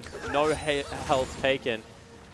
And Impaired's looking terrific. He is, and we talked about, is he going to change his style on a different jungler? And the answer is a resounding yes. He's even going mid lane. Claire going to ride his way in, but Chenny Boy reads that one. Going to duck out of the way of the Gragas. Yeah, really nicely done by Chenny Boy there to let up some aggression. You could see he wanted to be pushing forward. And even the bottom lane freeze now for the Legacy lineup. They're playing with such confidence. Yeah, got to respect the ebb and flow of that lane down in the bottom side, but we've seen the strength in standard lanes before. Legacy Genesis, I think, really able to show that off in this particular game, given that we have had standard lanes, although Bomi is top side again, looking for Pac-Man as Christmas Trees pops back in a mini now. There we go. Damage is good, but Bomi's going to come up. Pac-Man might just get the kill, but he's actually been run for a ruse, and first blood does go to Bomi. Yeah, so Bomi in the end able to make it work, has to burn the flash, but this is what we wanted. 2 ganks, first one not successful, just come back again. And that's good news for the Sudden Fear lineup. They will shove in, teleport not available. Chris has a pretty good advantage now. That's good for now. We talk about Christmas Trees being an aggressive top laner and Bomi an aggressive jungler, finally showing a bit of that with the top lane swap back and Bomi out onto the wreck side. Nice to see the aggression early on, and he retains the First Blood King award. And this is something that we've seen 2 Legacy Genesis members do now, and that's go double Duran's Blade when they feel like they're getting behind in lane. This just shows how much they actually value their laning prowess to be able to formulate a lead. You can see even with that death, he's still up in CS right now, Pac-Man. Goes back, grabs the second Duran's Blade, still looking to be aggressive. Got that longsword as well, so extra aggression there as he's going to look for Phage as his first item, and both top laners, in fact, should be on that Black Cleaver, which has just been such a strong top lane item for a lot of the laners that started to see play once the tanks dropped off a bit. Yeah, it certainly has. 20% cooldown reduction is just really good on any item you can squeeze into the build. They started taking it away off things like Spirit Visage, like Frozen Heart still has retained it, so that's why it's such a strong item. But anything that will give you it, wow. Pac-Man getting jumped on slow out there from the smart of Bomi. Knockup happens. Pac-Man does actually just pop the ult. He's going to turn things around and go straight in on top of it. Can he get the kill? He missed an axe. Needs to pick it up and go again. He's going to chase. He misses a second one. Pac-Man had that in the palm of his hand, but Christmas Trees will get the kill. Pac-Man should have had both of them there. The bonus AD from the ultimate just made it so he was an absolute monster. You saw him wailing away, but short arm 2 axes. We mentioned that you shouldn't miss one of them. Second one missing, secured his fate. And now Impaired's going to line up a mid lane gank, but top lane is going from bad to worse as Christmas Tree's back in his old position. Looking nice there with a bit of help from his jungler. He will teleport, will Pac-Man. Going to make his way back into the lane, but his window to get those kills is done. He had that waiting in front of him and just couldn't finish it. Certainly did, and now he doesn't have the ultimate available, meaning the layer of CC that can come out of Meganar with a Rek'Sai in the wings. And you expect Bomi to be back one more time. It's just going to be very intimidating to deal with. And once again, Impaired looking at bottom lane. Yep, now going to bounce back into the bottom side. Ulti's out. Kuno with a great spell shield, but the ulti's going to come out. Kuno's going to get knocked back. Good damage, but a great headbutt there onto Segoy. Kuno will go down to Regalia as he does get the kill with the Ignite. Now Segoy going to get himself chased down. Impaired comes back for the body slam, and that's a second kill, this time to Addition. And Segoy, that was greedy to say the least. Ignited and flashed after the jungler. Probably should have just given that one up and lived to tell another day. But in the end, very nicely played out of the Legacy Genesis bottom lane. Going to be able to shove that one in. Get a lot of damage done on the turret. Yep. Explosive charge goes out. And they do chunk it down. Addition can have some good gold to spend here, as well as Kuno, after that death, has picked himself up a BF sword already. So lane's going to start to develop here. Phage up for Christmas Trees, as well as Chenny has his Chalice versus Claire with his Fiendish Codex. So Athenes versus Morellonomicon should be our first AP item. As Pac-Man going in again. Plans the next axe. Needs another one. The ult's out there. Christmas Trees, though, just going to die. Pops the ulti to make sure. Huge ulti there, but it's not quite enough. Now Pac-Man's going to go in again. Bomi, though, will secure the trade. So it's a 1 for 1, but this time assist goes over, so technically still in Sudden Fear's favor there. But Pac-Man, he's getting camped. This is such a bad lane for him right now. Still trying to fight to the bitter end. But Chris and Bomi are just joined at the hip. And Pac-Man's done a good job there to get that kill. Looked to secure the double before, but couldn't quite do it. So getting the trade there is at least nice. He does pick himself up a Kindle Gem. Bomi's up there still, going to try and deal some damage to that turret as well. As Chenny versus the blue buff player with low mana going to struggle before he gets that, as Bomi does get the top lane turret. Yeah, and he's going Warrior Enchant as well. So, as we mentioned, definitely going to be a little bit more aggressive. See whether he goes towards his own Black Cleaver to really turn into that big bruiser Rek'Sai and try and 1v1 Impaired Gragas, who has gone towards the Silverhawk. So no red face. No, not this time.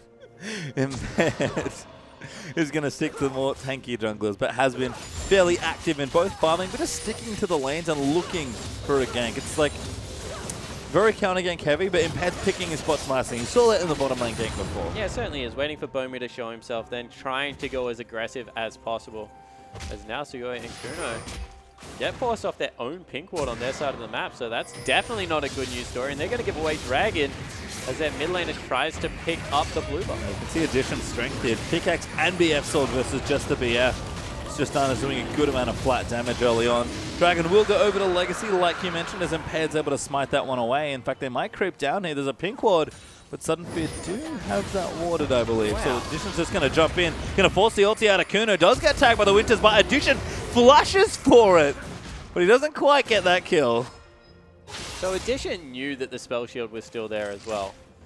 So maybe, once again, some nerves. Ooh, Pac-Man now pops the ulti again. Christmas Trees just can't do anything. Pac-Man's going to try and line it up. Christmas Trees trying to juke the ulti. Oh, the ward is out. He's going to move forward. Bomi with a massive flash, but Pac-Man's going to get the kill. Can he get away from Bomi? That's the question. The W will go wide just a tad there as Pac-Man's going to turn it back around. W is back up, but it's not enough as Bomi gets another trade. Now Chenny knocked out by Impaired. Shockwave is good. He flashes out as well. Claire tried to ride in, but he can't finish it off. Yeah, so very nice turnaround there. Wow. Regalia aggressive once more as the action continues. So aggression in all three lanes. Once again, the Best Friends Club up top, Bomi and Chris able to get a return kill onto Pac-Man, but he's starting to very much get the better of the 1v1 fights that are going on beforehand. Really nice headbutt pulled one more time by Sugoi.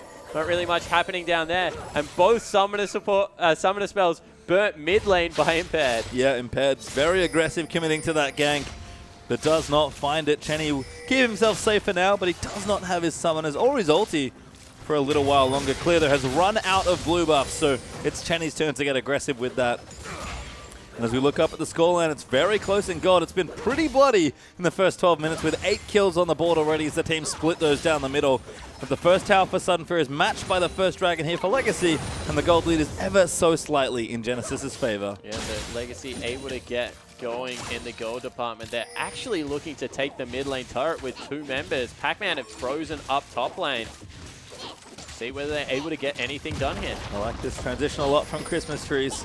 I mean, a veritable AD carry. I mean, last game he was an AD carry, mid laner anyway, so not much difference. Nope, here. goes back home. Tries to take out the turret. Claire is there in time though, as Christmas Trees will spot a pink ward. Claire's going to try and keep him off it, but can't do so with Chenny there, threatening back with the shockwave now. And Azir is going to be able to protect this turret relatively well, but they might be able to force him off at Christmas Trees. Meganar might even look for a dive. Yeah, they're looking for it. Definitely got the slow. Shockwave, no, doesn't pull the trigger.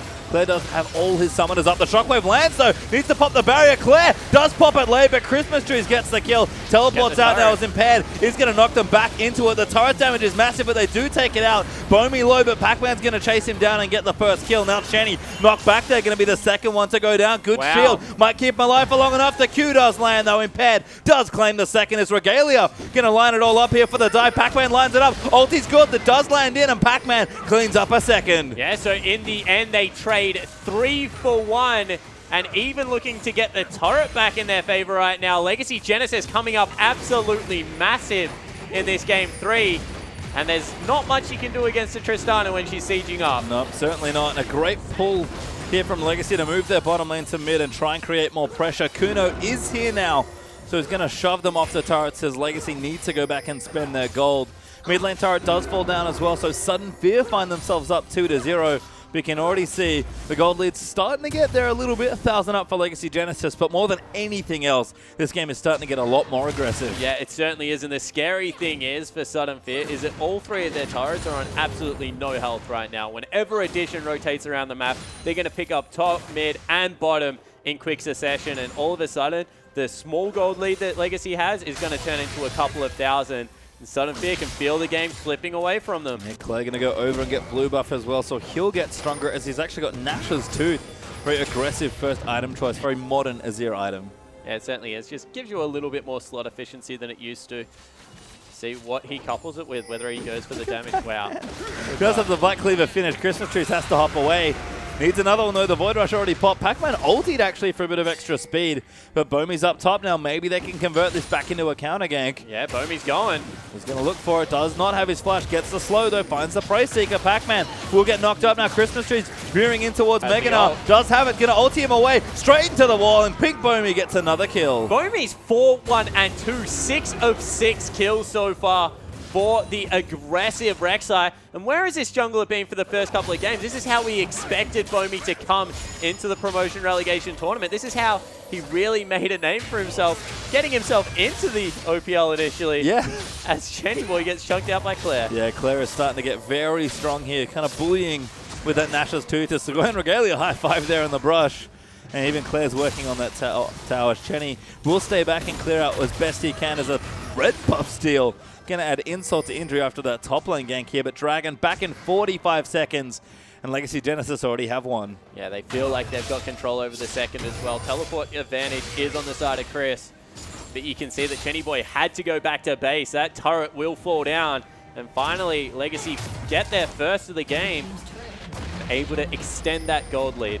And like you said, that's going to grow even further as they knock down those low turrets. So 1,000 gold up now for Legacy, but can be much more very quickly, and strength is there. Addition, Infinity Edge now completed as well. We already talked about Pac-Man's Black Cleaver is impaired. Caught out, flush there, but body slams through it. Interesting buffer there, but he does actually get out of it. Going to keep running, needs to ult, he does, but Bomey predicts it. Tunnels in as Claire's going to get Shockwave back. Really nice target change, but Claire surfs out of the way. He's going to pop the ulti. Segoy's here though. Barrier popped in by Claire. Chenny's going to chase as Claire does pop his flash. Segoy will get the kill. Impaired, still getting chased. Christmas Trees does not have the ulti, but he finds the wall up in the slow. Body slam over. They're going to keep chasing. There is no one here from Legacy Genesis, and an aggressive invade nets them 2 kills. Yeah, but what have they lost in response? Addition gets a bottom lane turret. That's a net gain for Legacy Genesis, unless they can grab the dragon or something off the back end of this. That's just kills for the sake of fighting right now, and not what Sudden Fear necessarily want to be able to do. Well, they do at least get a reprieve here as Legacy Genesis are dead for about 10 more seconds or so, but not moving towards the dragon. Like you mentioned, spawn the objective, not really there. Just bloodthirst in the eyes of Sudden Fear. And you know, it's kind of how we see them play, so I like that they're playing to their strengths. And he's getting the Black Cleaver. I think Bomey's sick of being a tank. I used to really enjoy watching how he played, and definitely looks like he's going back to his roots here for what could be his final game. I don't know about you, I'm enjoying it right now as well. It's like you said, 5-1-2, very aggressive this game. Yeah, it certainly is, and when you pick up that gold, you need to be a little bit more than just that meat shield for your team.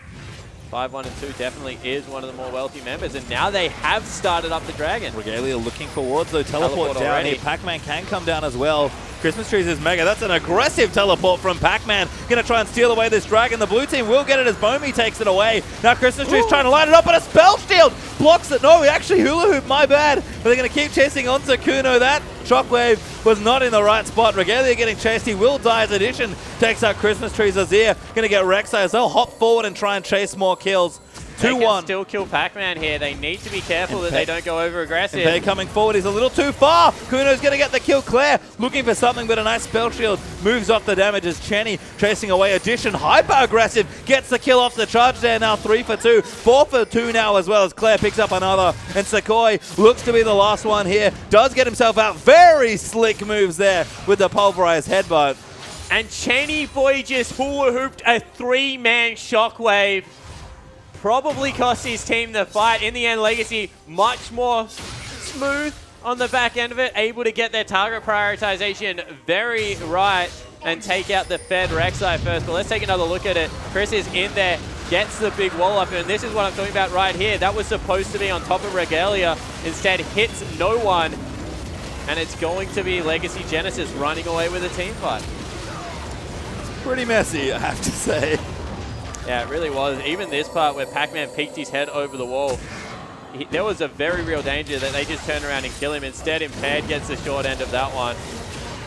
And really nice split decision-making here. Addition understood he had Kenny Boy. Claire knew that he could chase down Kuno and finish him off. Sugoi, once, as you said, very nice moves to get out of here. But we're not done. Certainly not, as we do pop back into the game. Impaired!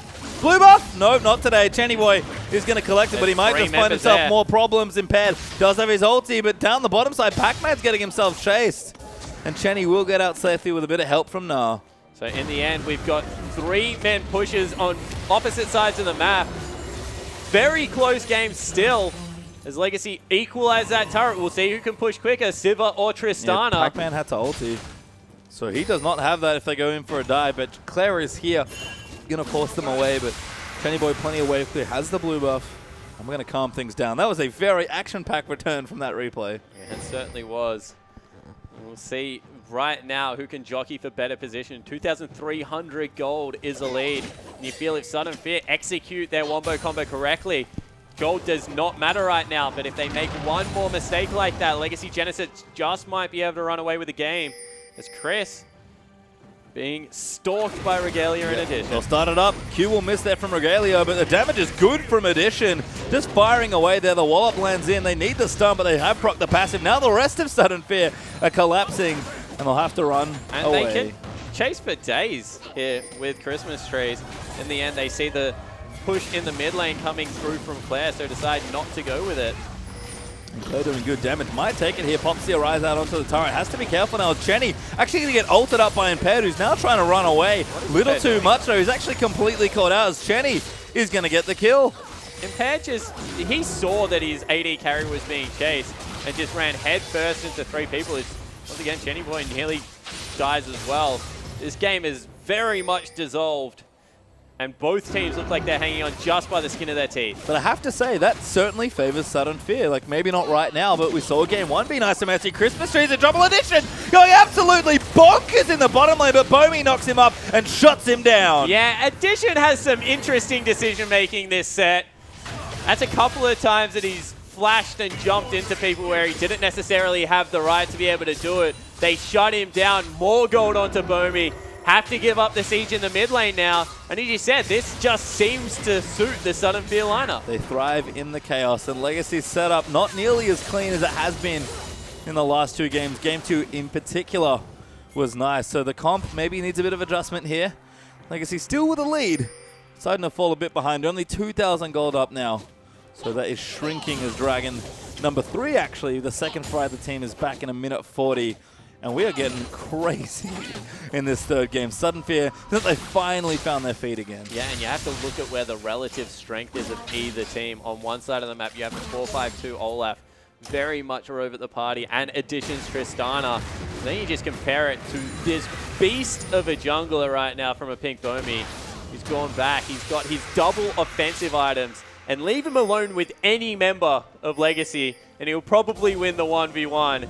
So excited to see who can get ahead in this next Dragon fight. I guess on the other side, though, Claire does have his rabbit on, so nice and strong, doing good damage as Chenny still working on his 2nd major item.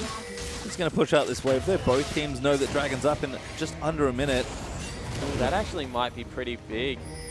Zeke's Harbinger has been finished up as they're going in on Claire. Claire gets out. Good dash through over to the Raptor camp. Pac-Man top lane with his ulti and teleport up as well, so he's going to create a bit of additional pressure. Important ultimate burnt there in the donkey whistle out of Siva. Yep, not going to have on the hunt there. Claire is going to keep cleaning waves out. Needs to be careful. Knows the teams want to kill him, but not quite close enough to his own teammates. Yeah, and we'll see whether they can continue to shove Claire towards the top side of Dragon Pit. That means that he won't necessarily... Ooh. Catcher to Regalia possibly here. Segoid's going to chase back in. Unbreakable is up though. He's going to pop it and stay safe. 10 seconds now to that Dragon's up. Pac-Man's going back. So he's got himself a Warden's Mail completed. Not quite the Randuin's, but he's ready to teleport in for this Dragon fight, and both teams are looking to secure it. Certainly are. Chenny Boy doesn't want to use mana because he hasn't got the blue buff available. Chris needs to start stacking up some rage. He'll stop at the Wolf Camp and see what he can get done. No real good wards for him, so balls on Bomi right now. And this could be the team fight we've been waiting for. Certainly could. Pac-Man back in top lane though. Is going to be able to teleport if he needs to. Actually walking back now, I think, was just making sure the wave was prepped in top lane. And Legacy Genesis are just going to start this. Sugoi trying to line things up here. Gragas does take it away, and now the fight's going to start. Regalia pops the ulti, but it kind of goes through the middle. Kuno with a good crit there is going to join in, but Segoy's just taking too much damage. He finds Edition, gets a double knocker, but the shockwave is just not there. Christmas Tree's ulti, not quite there as Edition flashes out as well. And Impaired still chasing him down. He's keeping the carries tied up for so long, and now Claire's going to swoop in, gets himself the killing blow. And everything that could go wrong felt like it went wrong. Yeah, Segoy hits the double headbutt pulverize. Chenny's dead as well. Chris misses the ultimate. Chenny missed the ultimate. They lose Dragon. They lose mid lane turret. And as we said, Sudden Fear so close to executing on these team fights, just not able to get it done. Legacy Genesis looking that little bit more crisp. And look, it's getting a little bit better looking for Legacy Genesis as the game continues. And it's hard to bring in a new player. Chenny was almost an emergency sub into what could be still Sudden Fear's final game.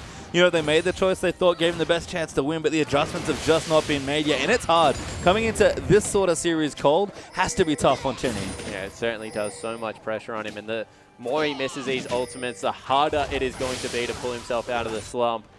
So you just hope that he can nail one with Chris. They're the two players that need to get going. Bomi's having a fantastic game. 6-2 and 4 right now for the jungler of Sudden Fear. But the mid laner and the top lane are just not able to get their coordination right. And as we said, they would not have practiced this lineup. No. It's a very hard thing to do to execute Orianna combos when this is potentially your last game in the OPL. So we'll see whether they're able to get it together. And as it stands, Legacy Genesis are only going from strength to strength. 4,000 gold almost up now as they secure Dragon number 2 and are looking to continue applying pressure. 2 items still for Triss. Claire getting hugely strong. It seems like a Zhonya's is going to be that third item. Almost level 16 as well. Currently wearing that blue buff. Is Chenny going to chase him down with his own blue? Legacy Genesis lining up for the Baron / topside area with Dragon down. That's the next objective that they're going to look to. Yeah, they do it so quickly. Tristana, Azir, they've started it up. This could be the moment that the team has been waiting for. Segoy's in. Yeah, Kuno's ulti, spell shields the Braum ult as well. Baron's already dead though. Segoy too far in now. Does pop his ulti, but it might be a bit late. But they're going to keep chasing out. Claire is zoning everyone off as Edition cleans up the support. Now a huge ulti out from Claire. Cast there as well. Scatters the rest of Sudden Fear. And Legacy Genesis, we talked about their execution. Bomi's going to get chased down. He might be the last kill Claire wanted. He's going to keep moving forward. And that's the ace. And that is why we're excited to see the mid laner of Legacy Genesis in the OPL. What a play out of Claire on Azir. That will be the game. And Legacy Genesis look like they're going to be moving in. Yeah, it might be. They're at least going to shatter the base here and might have just enough time to push down this Nexus. They're going to pitch in for it, at least take one of the turrets here. They've got so much pushing power. Yeah, they've got Azir, they've got Tristana. They should just stick around and clear this one out. Pac-Man's chasing Segoy. Segoy's got no ulti. He's dead at this point as Edition fires the last shot in. Yeah, so in the end, it's just going to be Legacy. They reset. Going to play it nice and slow. Can't really blame them. They're playing with their future careers, but wow, what an ultimate out of Claire. I still can't get it out of my head. And again, 10,000 gold ahead. A huge moment for Legacy Genesis with that we're going to see again. Yeah, let's take another look at it. Regalia playing linebacker, but as you mentioned, it's those Sand Soldiers on the side. No one wants to go through, and this is why Claire gets behind the entire team. 4-man Azir ultimate, Shurima Shuffle, call it whatever you want. That's just beautiful. And then chases down Bomi to secure the ace.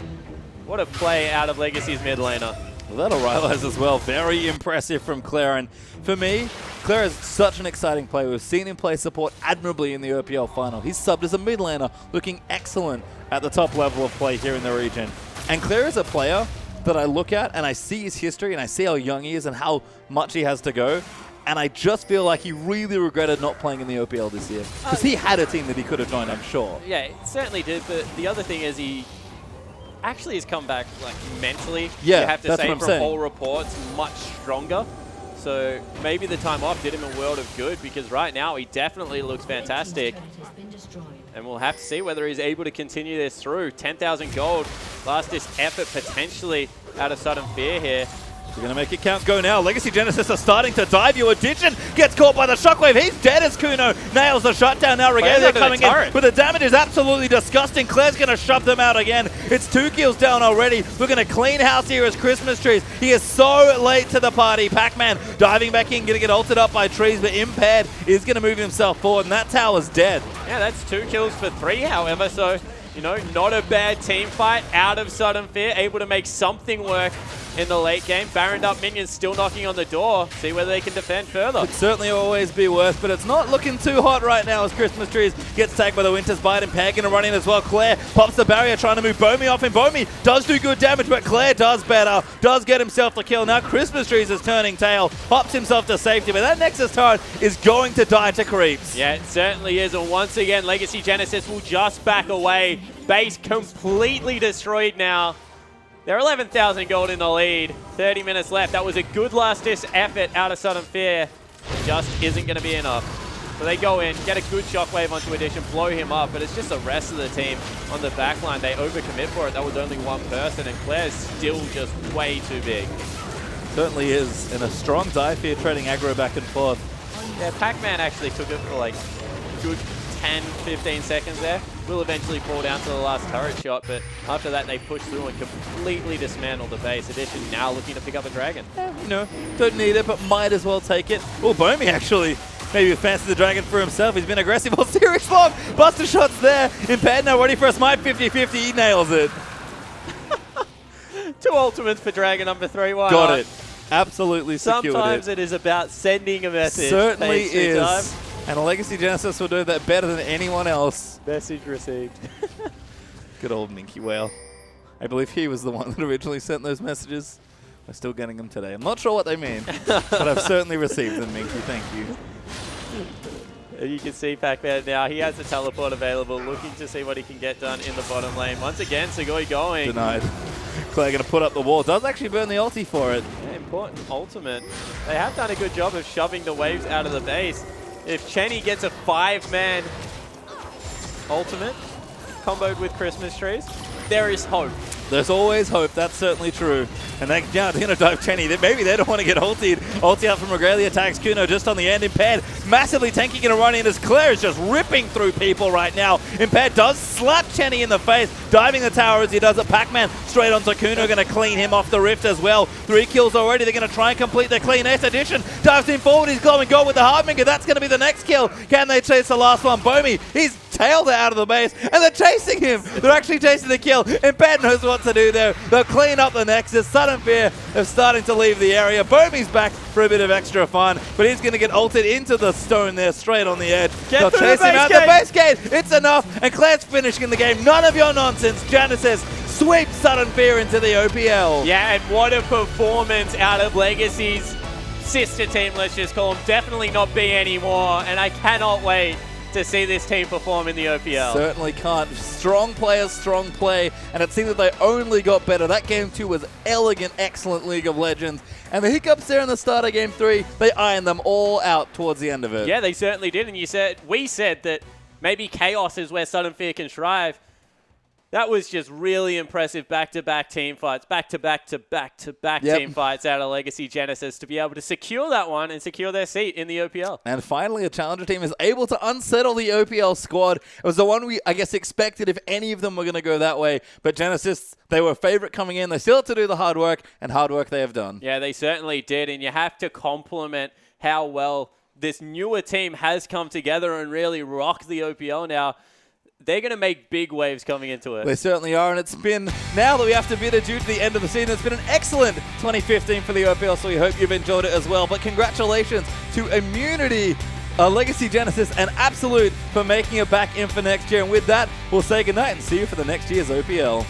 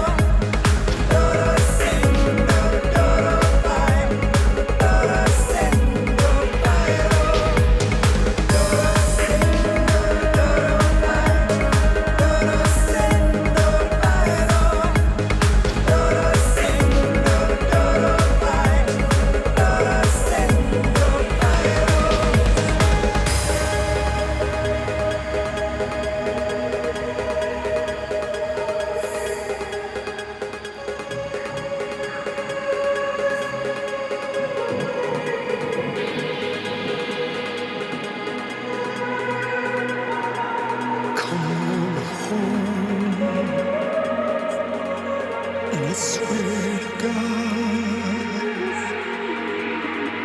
I will hold